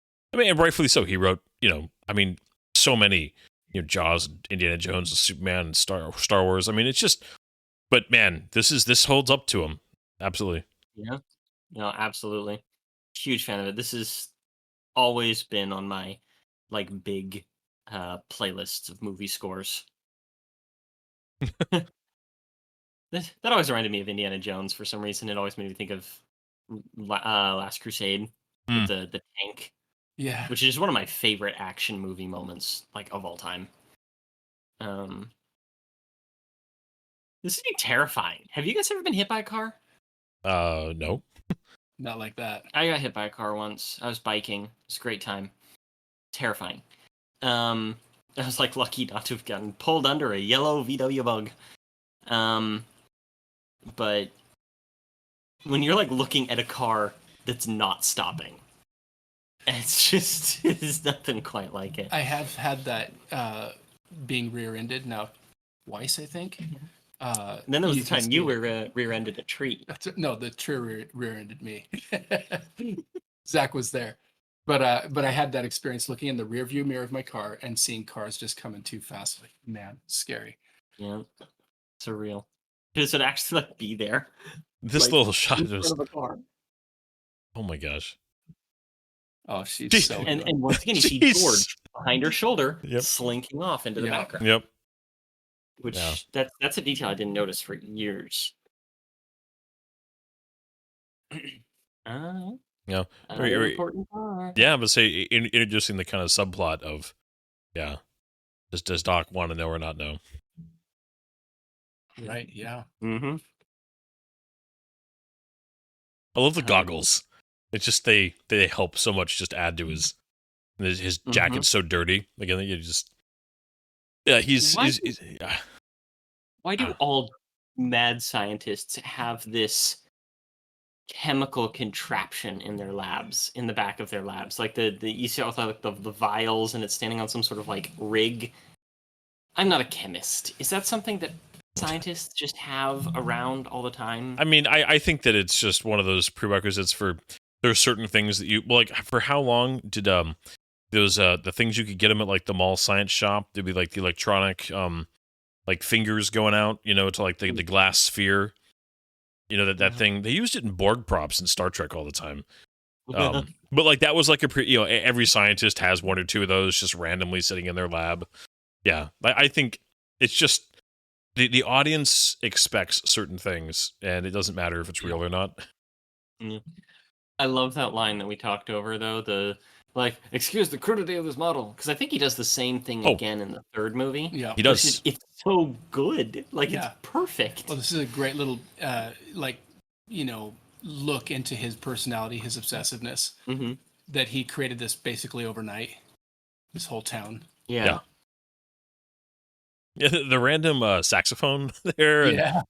the blueprints of various things, including his like his mind reading head thing, and that shot of him holding up the jumper claws. It's great. I've sent that GIF to several people. Oh, he's got. I never noticed the watch. Yeah, the watch. Yep. Well, because he was wearing two watches. Well, because he has two watches on. He's got lots of watches. So. And This look where it goes down and he just like is so. I mean, it's amazing. Right. Well, right there. It's so good. It's been memed. Yeah. Like I still see that scene used today. Is this fire extinguisher just filled with water? Were old fire extinguishers just filled with water? No, I mean there was supposed to be something chemical in them, but I have heard it hypothesized that the house burned down because he used up his fire extinguisher right there, so it wasn't available when he needed it later. Oh, that's funny. I mean, I have no idea if that's real or not, but I've heard that theorized. I could see that. Okay, let's see. The time machine went through several variations. In the first draft of the screenplay, the time machine was a laser device that was housed in a room. The second draft, it was a refrigerator that had to be taken to an atomic bomb test. They made such a good choice. They did. Yeah. They did. Oh yeah, she tracks him down. So, them being introduced. The high there. Leah Thompson and Christopher Lloyd worked together in 6 different movies. Huh. That is the only time they interact. Really? In all 6 of those movies. Whoa. I read that and I'm just like, what? That is so bizarre. And sometimes that happens in movies where you realize like no two characters that are just absolutely legendary interact. Because that's like the only interaction they ever have, right? Is right there. Yeah. No, that's the only interaction that Leah Thompson and Christopher Lloyd have across 6 different movies in which they both star. Okay, but I was trying to think if there was any other scene in this film. Yeah, you're right. That's the only time they even speak to each other, or even even share a scene together, right? No, I think that they do share another scene late. Well, actually, I might be thinking of a different movie. By the way, I'm thinking of 3. I love Doc snooping the conversation here. Yeah, yeah, he's so fantastic. Yep. And Marty's just like leaning on him. This conversation too, like the timing of all this, the putting away the laundry, they like the timing of pulling out the bra. It's just this is just so many like a way to make a conversation like layered and just more funny by the setting that it's in. Oh, it's fantastic. Mm-hmm. Video. Yeah. So yes, let's see. The Man from Space from the Honeymooners aired on New Year's Eve, 1955, so they were 2 months early. Terrible. Terrible. It's like Just like this. that. So What? this scene right here. It's just like This right here. it's just so like. I mean, it's such a simple joke, but they do it so well. Oh Like- gosh. I wonder if that was like in the script, if it's just something on the day of shooting, like, hey, let's do this. Yeah. I mean, the writing by them, I could see that being totally scripted, but I could also see that just being an actor, like, hey, let's have a little fun with this. Did you guys hear that they're like in one of the original drafts of the script, when he goes to the future, everything is radically different, like a weird neo-futurism that where Doc Brown's inventions have changed everything, and like everything is totally screwed up in a way that's bizarre. Hmm. It's really strange stuff. There was a spin-off cartoon of this, wasn't there? There was, lasted for 2 seasons, followed Doc Brown and his family from the train at the end of the third one. Huh. Gene Wilder and Dick Van Dyke were amongst those considered for the role of Doc Brown. Whoa. I could have seen Dick Van Dyke. Mhm. I'm not saying he would have been like as good, but I could have seen it. I could see him doing this role. Yeah. No, Just like- I, Oh gosh. nobody would be good. Oh, also James Woods was considered. I could. Yeah. Again, he's not a crazy choice. I mean, this is so iconic that nobody would have.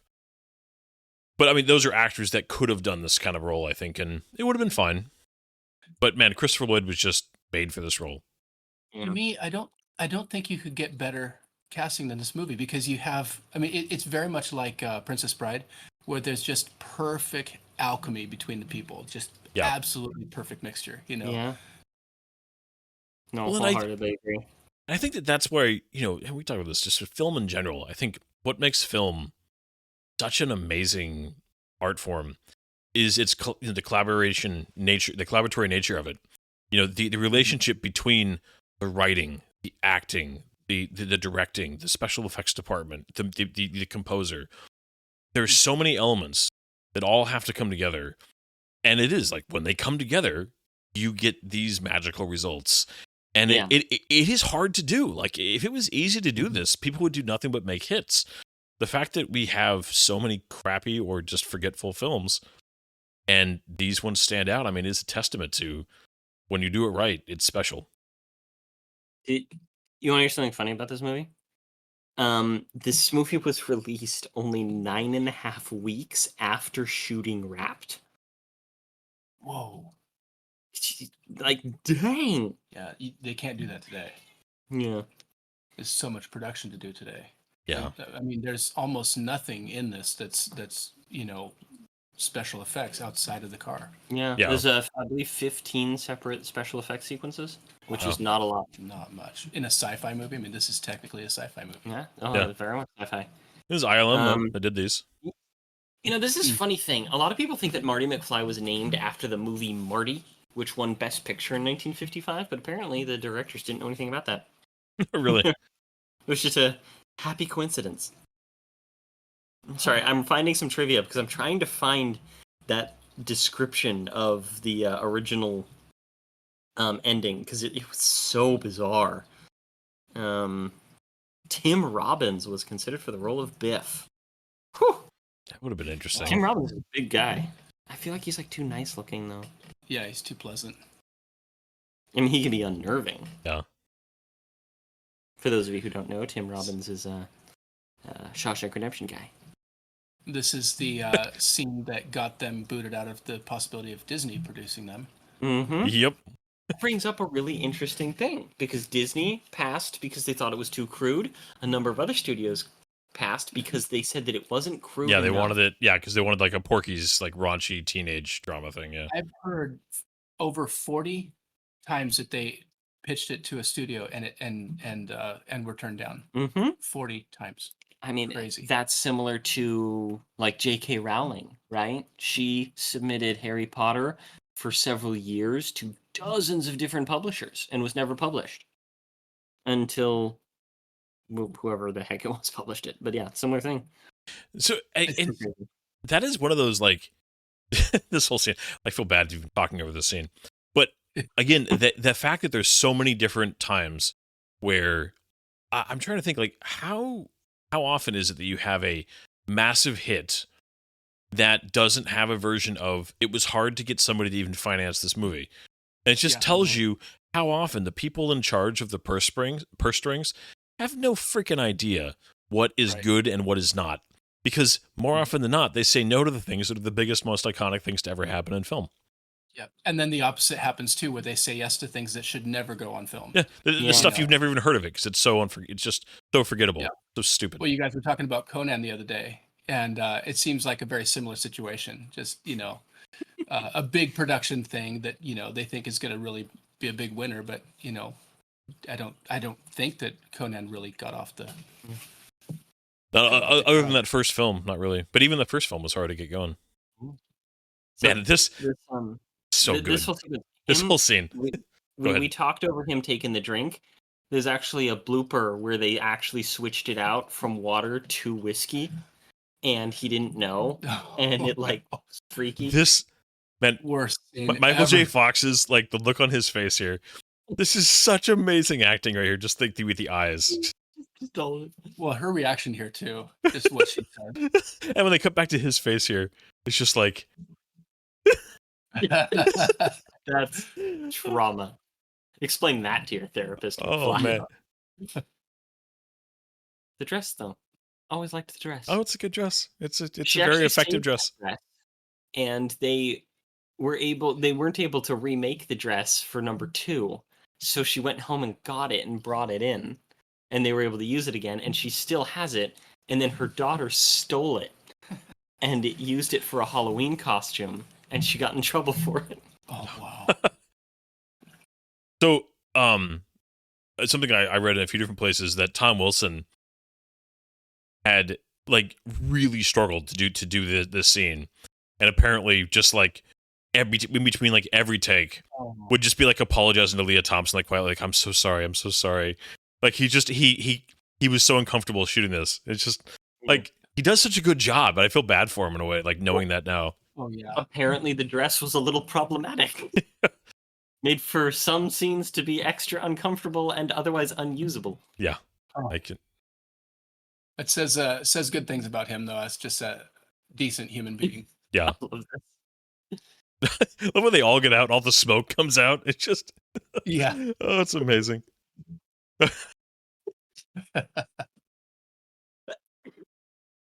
Yeah. Reefer addicts. Oh gosh.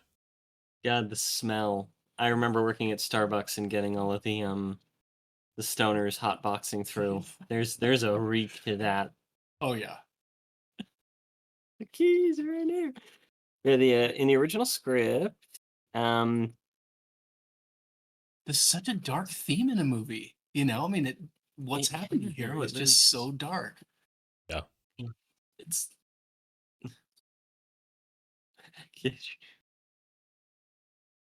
just oh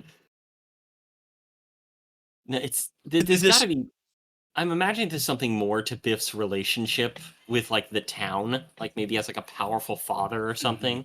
Because this guy thinks he can just get away with anything. I love this moment though that George makes this choice here, and he just like I mean that moment right there is almost more powerful to me than the punch, where he Yeah. he decides like I'm not going to walk away. And I it does use the sorry. No, go ahead. And it uses the camera angles Mm-hmm. because there have been several scenes where he's painted in very unflattering camera angles and has the downward like power angle that they've used in several other things.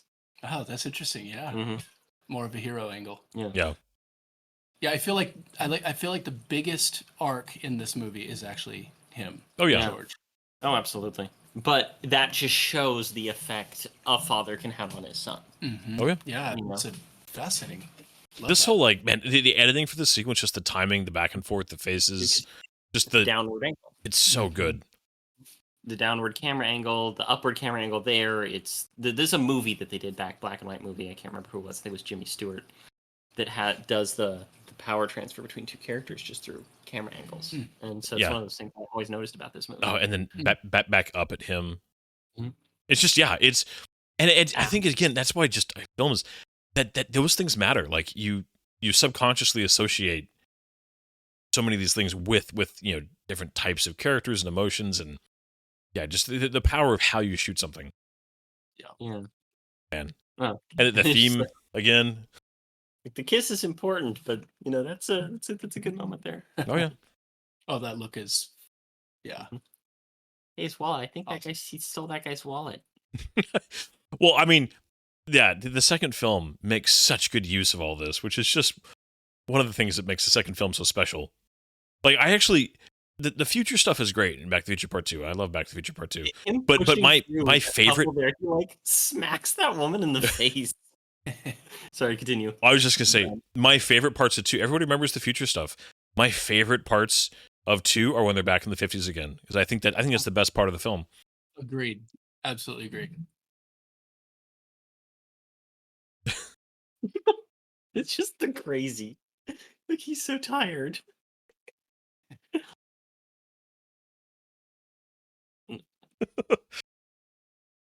Oh man,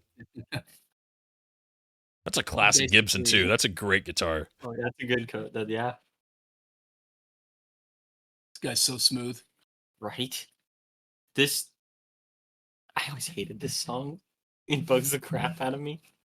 But the Johnny B. Good sequence, I have had Johnny B. Good on like every single one of my rock playlists ever because of this song. Do you know, Zach, how much or if at all Michael J. Fox was playing the guitar at the end? No, he was he wasn't. I know that he wasn't singing. I actually don't know about the guitar. Well, it's interesting because in the credits, it actually credits Johnny B. Good with Marty McFly and the name of this band, which I mean obviously is just like a joke, but that in the credits they actually credit Marty McFly. Right, and not Michael J. Fox. Yeah. Yeah, and not obviously Chuck Berry. So. Mm-hmm. That creepy redhead dude. They do so well. Just like it's a 2-second scene, but that guy's freaking memorable. Yeah. There you go. Oh, they did the music swell for this kiss. It's great.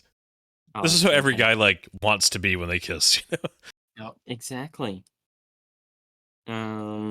I can't see anything about him playing the guitar. I think that he must have at least some of it. So when he stood up right there, they sped that up a tiny bit. You could tell, but it's so effective. It was just like, I'm back. Yeah, it's almost like a cartoon moment there when he stands up. Oh man. Yeah, just the thing is the Johnny B. Good though, it's like needed because this is like perfect as it is. Yeah. But you need something to just cap it. Yeah. And let's do another one. It really cooks. So does he basically invent rock and roll here? I think that's the joke. Yeah, I think it is. Because for those of you who are unaware, this guy is supposed to be Marvin Berry, the cousin of Chuck Berry. They'd make a little joke here in a second, with Chuck Berry being the man who did Johnny B. Good and essentially invented the entire genre of rock and roll. I find Chuck Berry to be absolutely hilarious. Did you ever see the video of Chuck Berry performing with John Lennon and Yoko Ono? No. Comedic gold. I'll have to look for that. The look on Chuck Berry's face when Yoko Ono starts singing. See, that scene didn't cut.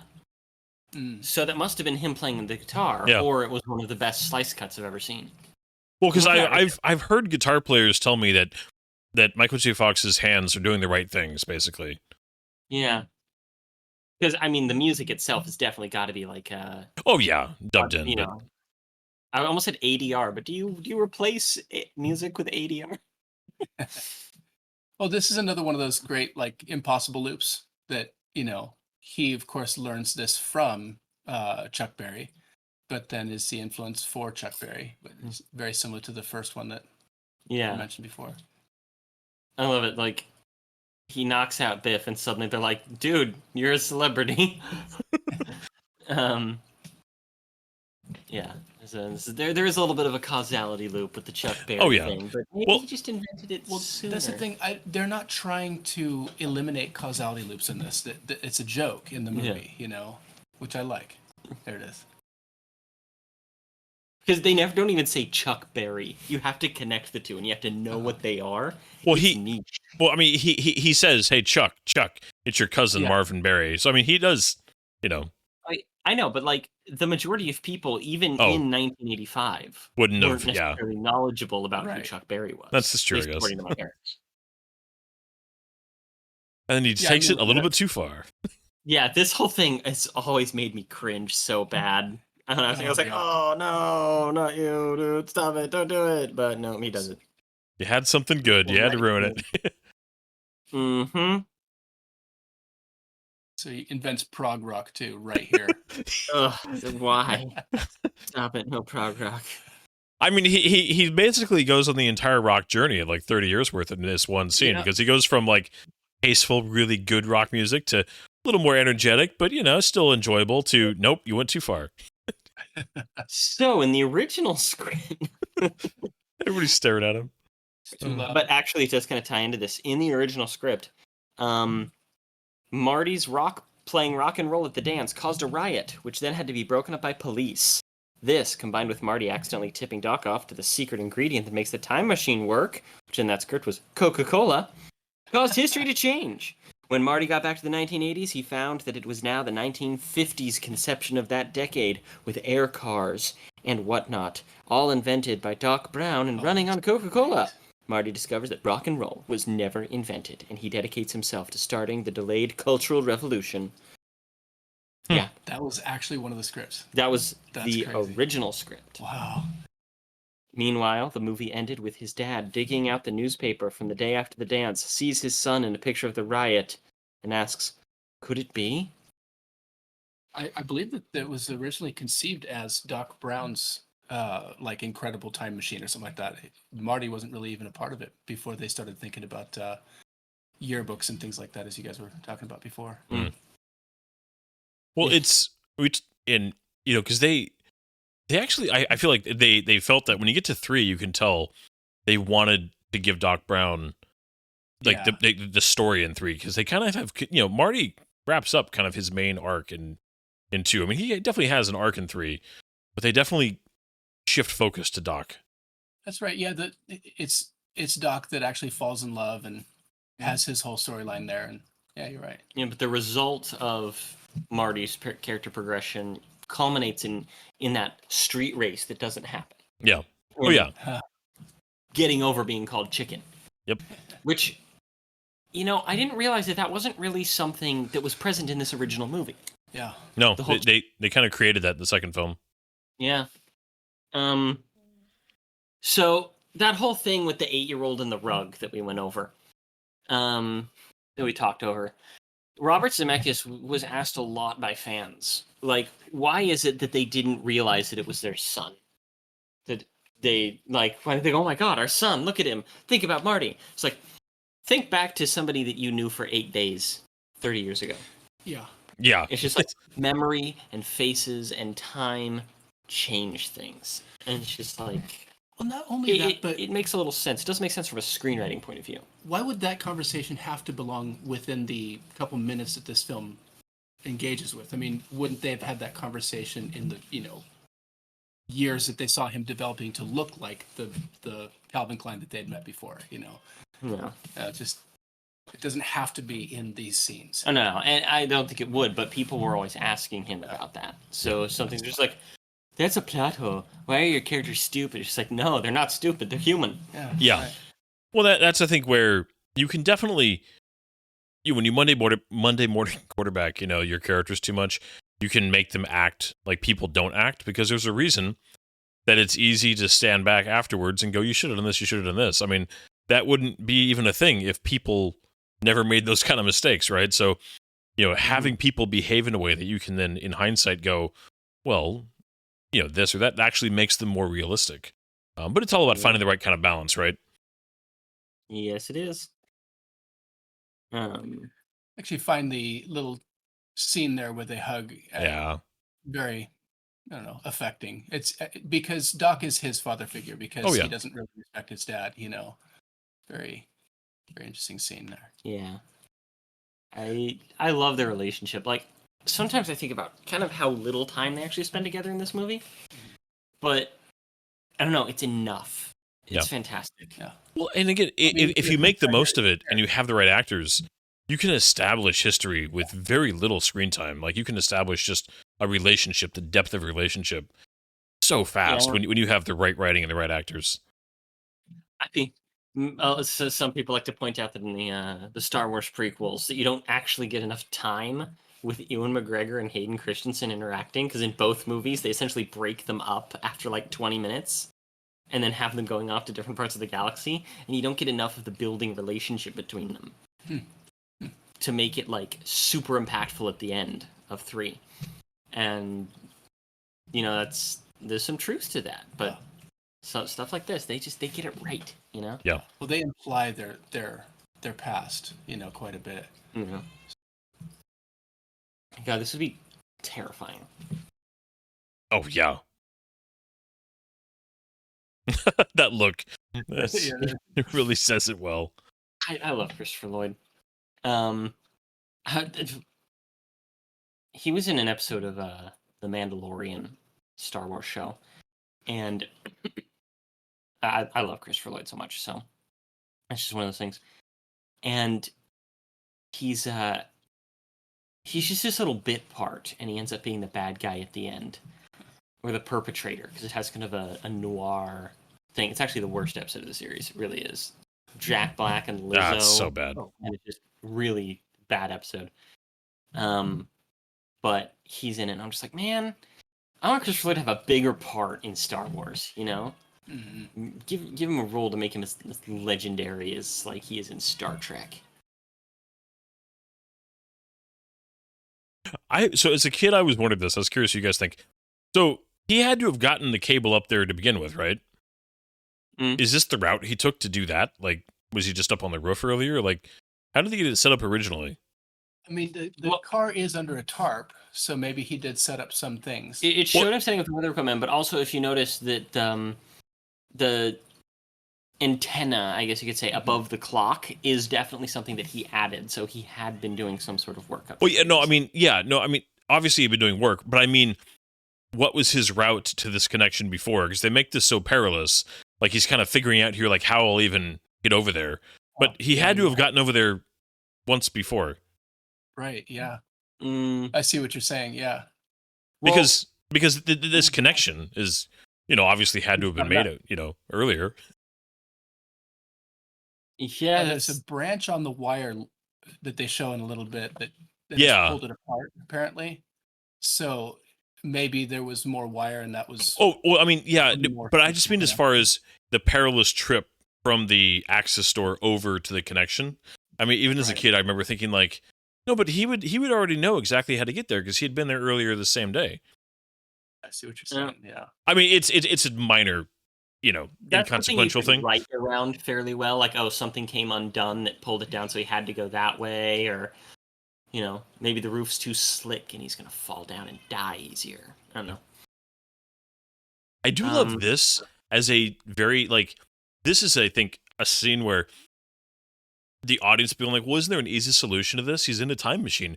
And this is a script that's, smart enough to, like, understand, yeah, of course that's a solution. That, it would have been moronic to not think of that as something that Marty would like, well, yeah, you're on a time machine. Why not? Yeah. Speaking of that flux capacitor, by the way, you know how Doc gets it in a vision? Apparently that's how many, if not all of Tesla's inventions came about. He said that he would see it completely in a vision. Really? So I was always kind of surprised that they didn't have Tesla in his list of things. Same thing with the lady who wrote Twilight. Really? Stephanie Meyer. But yeah, like apparently Tesla would see the whole thing in a vision. He would just kind of draw it out, and very similar kind of inspiration happens to Doc from the toilet, though. Mm-hmm. That chunk that came out of the clock later in the movie. When you see the clock, it's only in the distance, but that chunk is missing.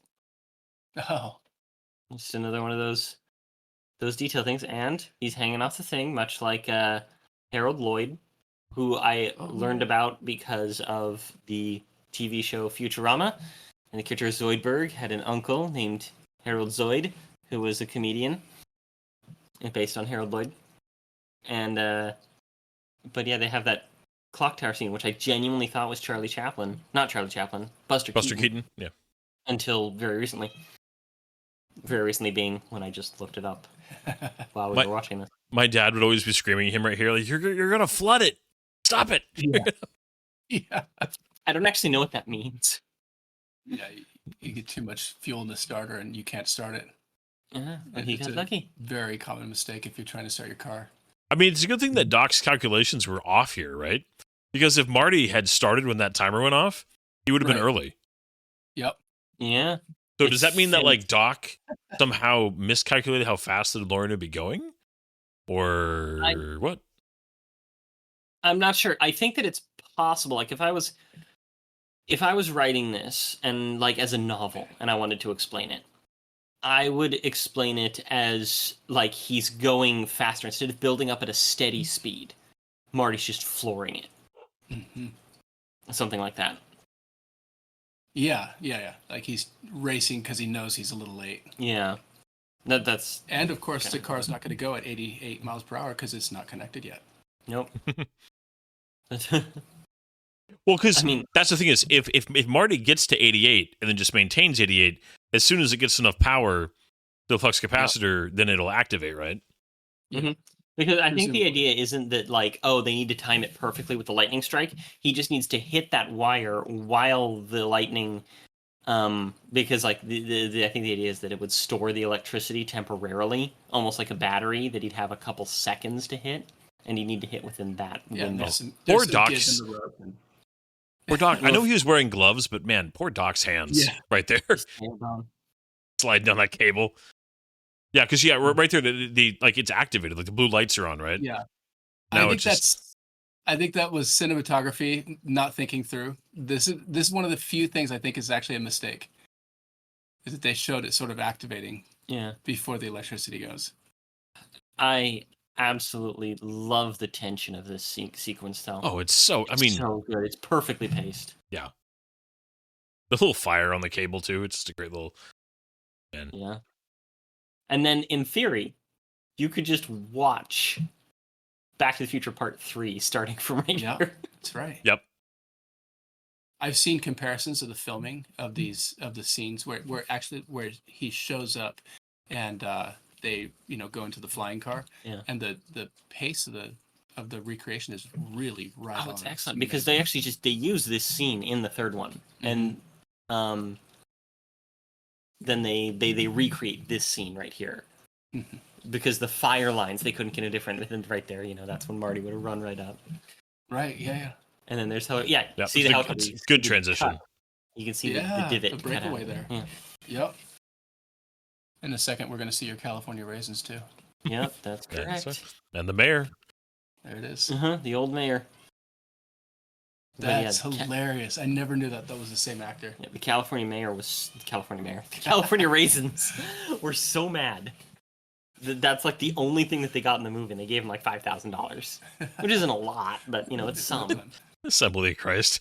It just. Yeah. Oh man. That's Assembly of Christ. Because it was like some sort of like orgy thing, right? I think so. It yeah. was. It was. Orgy of America or something. Man. Oh, there it is. Orgy American style. American Okay, style. but the other one had like some sort of porn on it, and Yeah, it I think changed to Assembly of Christ. I think it was also naughty. Yeah. Yeah.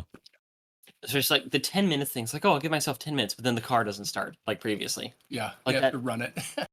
Like that fits. Yeah. Because like, I'm so clever. 10 minutes will be enough. I looked at the timing at Twin Pines Mall, and I believe it was 1:29.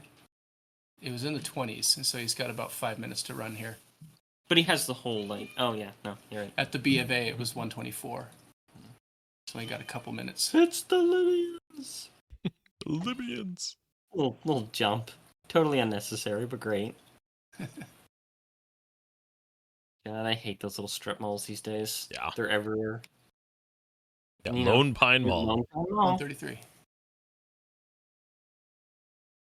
The sound effect. It's the classic old sound effect. It's not anything what Nick sounds like. I love this too, that you're seeing from his point of view and just like seeing himself drive and like hearing himself scream. Like it's just Mhm. it's great right here. Yeah. Uh-oh. Malfunction. It's like, I mean, just Actually, that. you know what? If an AK would malfunction like that, it would probably be from bad ammo. Yeah. This is such a tight story, though. Mm-hmm. It's just so tight. The tightest. This story, this screenplay, especially the script before filming, but even the movie itself, is studied in colleges, film colleges specifically, as a perfect screenplay. Yeah. You know, this is a little bit of a speed up there. Use Yeah. some miniature work, I think. Oh, this is great. Oh, so good. Like, is he in shock? Is he playing? Well, I mean, it's still, he just Well, got punched in the chest a couple times. Yeah, just a little bit. It wouldn't matter what kind of vest you had, especially with 80s technology. Man, you would be bruised up. I mean, they've got what? Maybe level 2? Yeah. Level 3? It'd actually be kind of a miracle that it stopped the AK rounds. But man, he would be in so much pain. Maybe he had bad ammo, like I said. Yeah. So I'm I'm curious. pretty used to bad ammo. You guys know, in this scene, of course, his hair is longer. He's got the white hair is longer. Mhm. In the earlier scenes in the 1950s, the hair is shorter. Is he wearing a wig, or did he film at 2 different times? Is there? They might have had to film it 2 different times because of this whole sequence, beginning and ending, was filmed with Eric Stoltz. Yeah. Oh, So they did have to refilm some of it.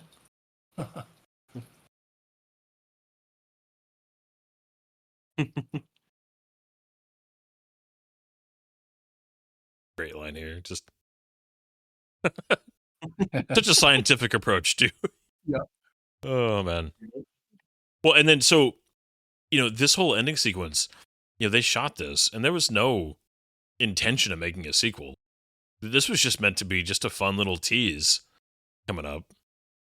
Yeah. So, do we want to talk at all about Crispin Glover's, like his whole big, thing about him not liking the end of this film? I'm curious what you guys think of that. Just that he really disagreed with the idea that, like, why can't the family just be happy? Why do they also have to become rich? Huh. I mean, Yeah. he's railed about this many times in different podcasts and interviews that he like vehemently hated. It's like, why can't the family just be happy? Like, why do they all, now there's money and that he's like financially rewarded for being a better person. And I've heard a few different times where he's a dog with a bone on this topic. I could see where he's coming from to an extent, but at the same time, I also feel like they're not rich, Well, They're rich enough to buy a new car, which, there's an aspect of wealth there, but they're not in a mansion. They're Yeah, still living in the They're same still house. living in the same Right, house. I Yeah. know. Yeah, that's my Well, the mother other would always thing is, say. it's just to me, it's just a visual way to show that life is different in the future. Yeah. I can understand that he's probably coming from some conviction that money doesn't buy you happiness, but at the same time, it's like, how else do you show, obviously, that life is very different? Yeah. Yeah. And it's just like there are rewards to confidence. Right. Yeah. Yes. And Which is very I definitely don't completely agree with him either. It's an interesting conversation. I think that it's interesting thing to talk about because Yeah. there is something to it. Because I mean, like the fact they're in the same house, but yeah, the inside's nicer. There's the piano. Everything's just clean. Like the breakfast is Yeah. healthy now. Yeah. Breakfast. But apparently he's still like kind of a slacker. Like nobody's looking at him like, why aren't you dressed up or whatever? Like he's still like, like the grubby high school kid still, and nobody treats Yeah. it like it's weird. Yeah, the sister suddenly a little bit of a, got I guys do- after her. I do appreciate that his mom's not as heavy, but they didn't like turn her into like a model. She's still got a little makeup on the cheek, little prosthetics. You know what I mean? Like they didn't go overboard. I love the little flirtiness that they got yeah. here. I wonder how much of a stretch it was for him to play that flirtiness, because he apparently wasn't a confident person at this time. Crispin, I mean. Yeah.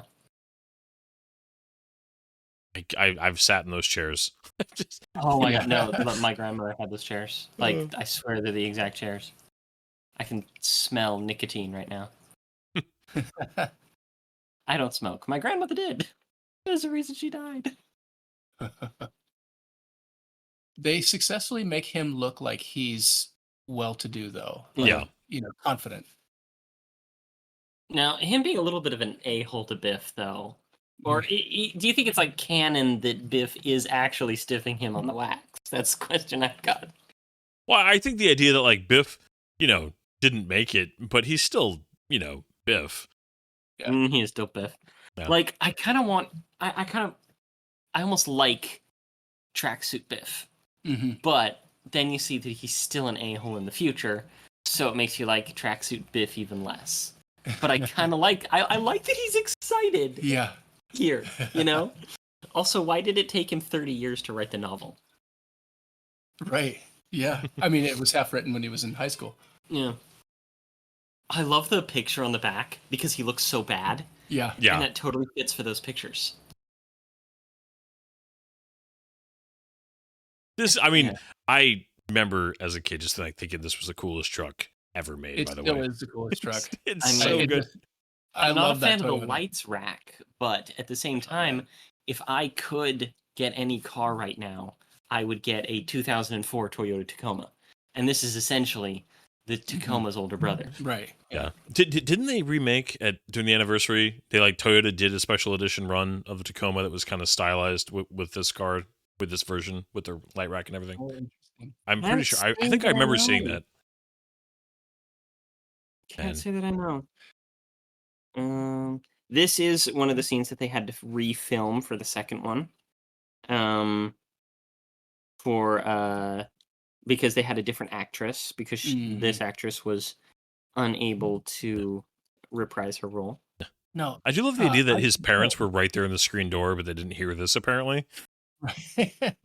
Or maybe they did. Maybe they figured it out. Were you gonna say something, Dan?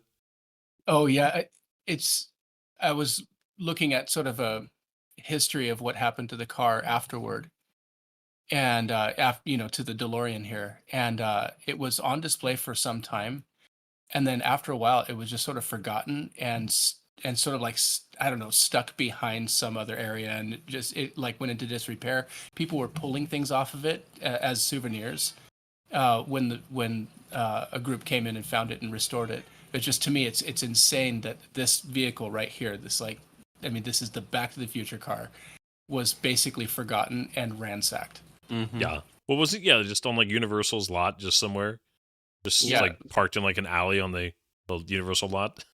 Yeah. There is actually a company operating out of Texas that will take old DeLoreans and restore them and even convert them into the Back to the Future. Cool. I would buy Nice. that. Right? If I had the money, I would buy that. There it is. Back to the Future.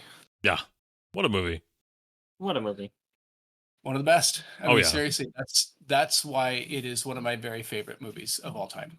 Like, even if you didn't have the sequels, it'd still Oh, yeah. be just an incredible film. I don't think this... Well, like, sequels can often detract from the good previous one. Like, Alien 3 Mhm. takes away from Aliens. Hmm. So, which is why I pretend it doesn't exist. But this movie, the sequels don't take away from it, but it by itself is perfect. Yeah. Like, lately on the podcast, I've been asking Brian, how would you fix this movie? There's no answer Nope. to this one. This Brian, how would you fix this movie? I mean, this is one of those. Yeah, there's like little tweaks I think you could make, like Mhm. but there's nothing of substance you would change about this film. Nothing. You wouldn't recast anything. You wouldn't get rid of a scene. You wouldn't change a story beat. I mean, I think And this is one of I- the earliest. yeah, I think all you could do is nitpick tiny little things, which ultimately don't matter at all. Brian, isn't this also one of the earliest like real time travel movies that was ever made. It definitely is early. I mean, there's been time travel done. I mean, Star Trek did it many times on TV. So did other sci-fi. But I think as far as like big movies, it's one of the earliest examples of a successful, well-received one. Yeah. I'm trying to think of. 'Cause I know there was a bunch of like '80s action films where, you know, with like the Jean Claude did a few, the Time Cop thing, and Yeah. there was I mean, well, Star Trek 4 was what, next year, right? Wasn't it 86? That's correct. Yeah, so I mean, Really? the very next year you get Star Trek's big time travel movie. But yeah, I mean, this it's definitely.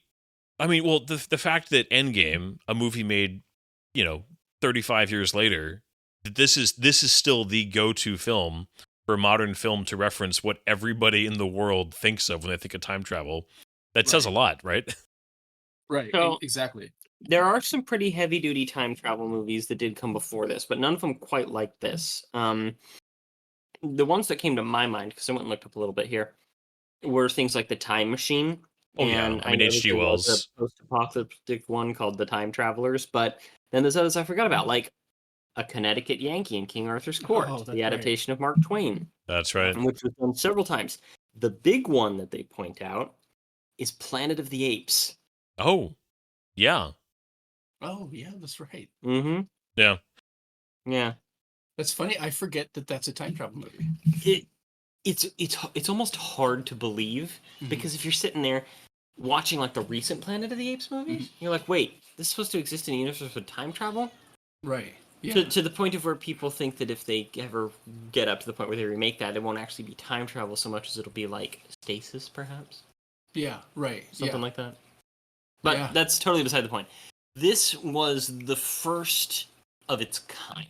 There were other little time travel adventures, but to have something that was hip and cool and fun Yeah. and like got so into the minutia of the mechanics of time travel Right. while also like being easy to understand, because that's one of the major issues with time travel, excuse me, Interstellar. It's hard for the layman to understand. Yeah. Man, Amblin Entertainment. Mm-hmm. But you realize how short those credits were? Yeah. Yep. Like, modern films, the credits are 10 freaking minutes long. Right? I was sitting here going, oh yeah, okay, so this is 1 hour and 56 minutes long, which means that we're gonna have like an hour and 50 of movies. That's not the case. That was an hour and 54 minutes of movies. That was less than 2 minutes of film. Yeah. It's just, It took up the credits. That's crazy. well, the opening And credits told story. 13 minutes. 15 minutes. And in the newer movies, the whole screen is filled with names. You know, so you're getting like, 150 names in the screen at a time. I don't know if this one had 150 names, I mean, I'm sure it did, but, Definitely had that. but it's still, it goes to show that it's a lot different today, what they do. Yeah. And honestly, it was just about telling a good story. There's a little bit of tech involved in making it look better with the little lightning stuff around the car, but they just told a really darn good story. Yeah. Agreeing. Yeah.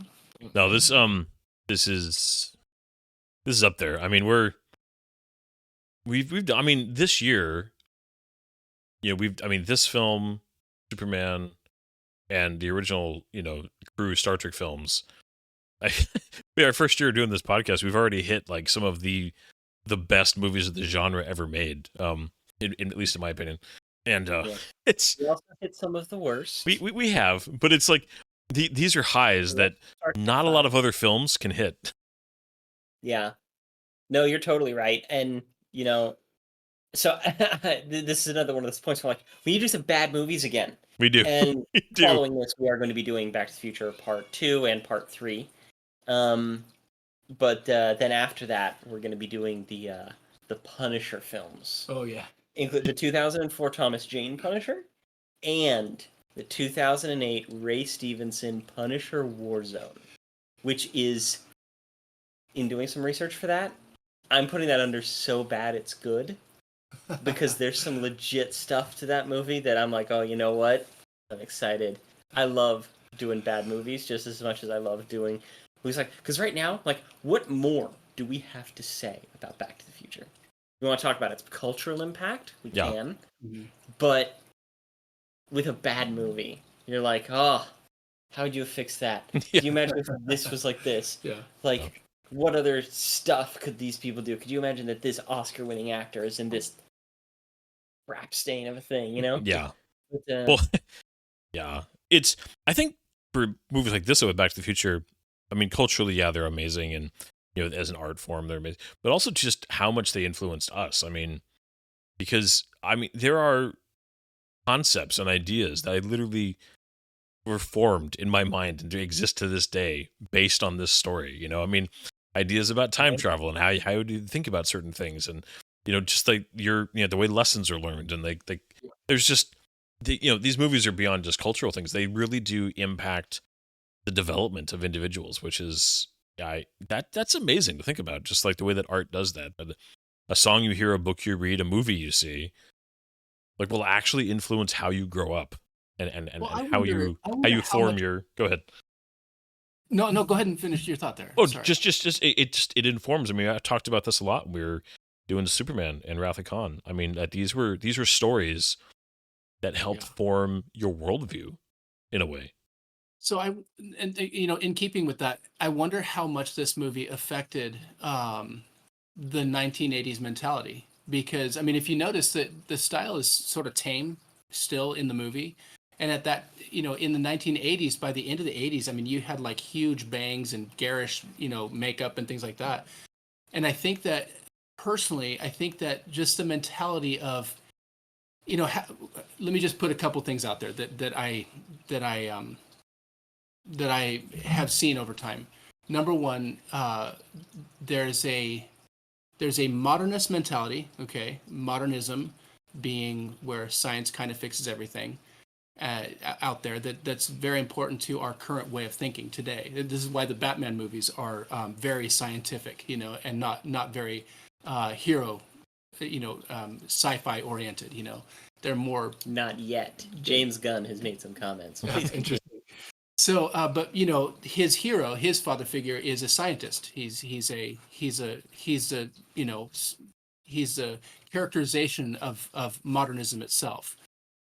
If you look at his parents are kind of like your classic conservative, almost Christian style people, and you find out that there's some naughtiness under the hood there from their past, and so in this movie you have basic broad principles put out there of I guess you could say a modernist mentality in which traditional values have some problems, and the people that represent those traditional values are problematic. They may have their secrets, but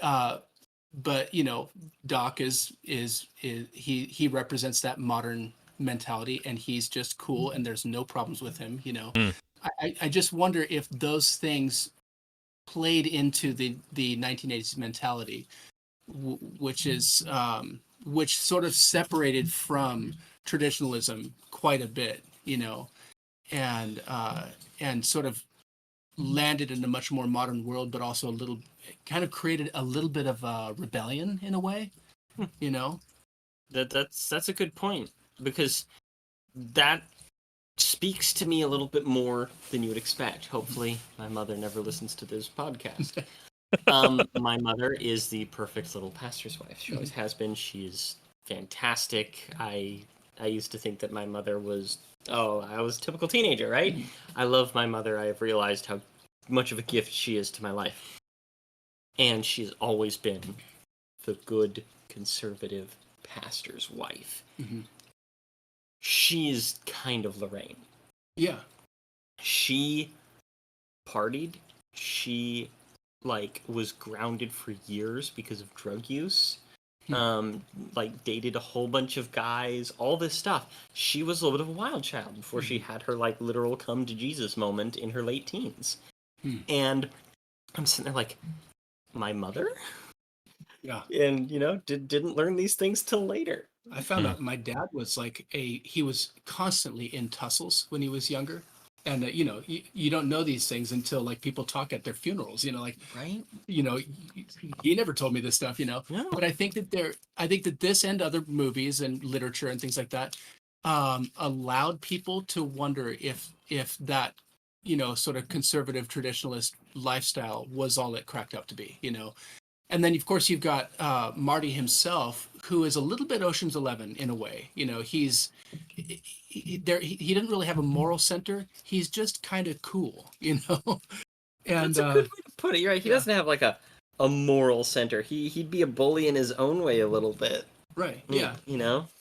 And this is I kind of refer to it as Ocean's 11 morality, where there's no true moral core. It's just like, as long as they're the coolest guys in the room, they're the good guys. Yeah. And of course they're stealing millions of dollars from a business owner, but you kind of forgive them because heck, I mean, The business owner's mean. Business owner's a little bit biff, right? Yeah. A little bit mean. Well, And these guys are cool. yeah. Well, all you have to do is contrast to make somebody in the right. All you have to do is put somebody in the scene that's a little bit worse, and all of a sudden they're now the hero. Yeah. Right. Yeah. Yeah. I mean, Marty's never really bad. He's just not really a good kid. Yeah. He's not goody two shoes by any means. No. And I feel like that's sort of, I mean, just a little bit. I don't know if it's a product of it or if it creates it, but it's a little bit of the postmodern mentality of, as long as I'm accepted by the people around me, then I'm good. And that's what I would kind of consider a Ocean's 11 mentality about what makes something good or bad. It's just cool enough. That's a really interesting Yeah. way to put it. I never thought of it like that. I had never. See, this is why It's like we gotta have Marty's Dan cool. around more often. we should have Dan around more often. I wish I could do this, guys. I wish I- more often. Oh. We have a spare bedroom. Want to move in? Yeah, sure. Sounds good. Your wife can handle your 5 kids, right? Sure. No problem. And I can handle the cat.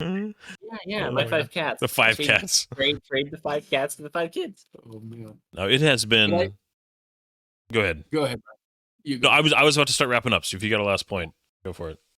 No. I think I just wanted to say that I love your format here because it's exactly what I want to do is hang out with you guys and sit and watch movies and make comments. Yeah.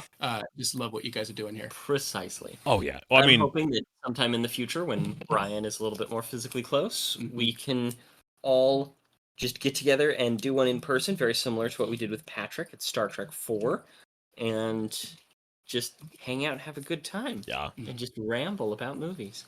I think. I mean, we say it in our intro. That the point of this podcast is just to try to get as close as we can.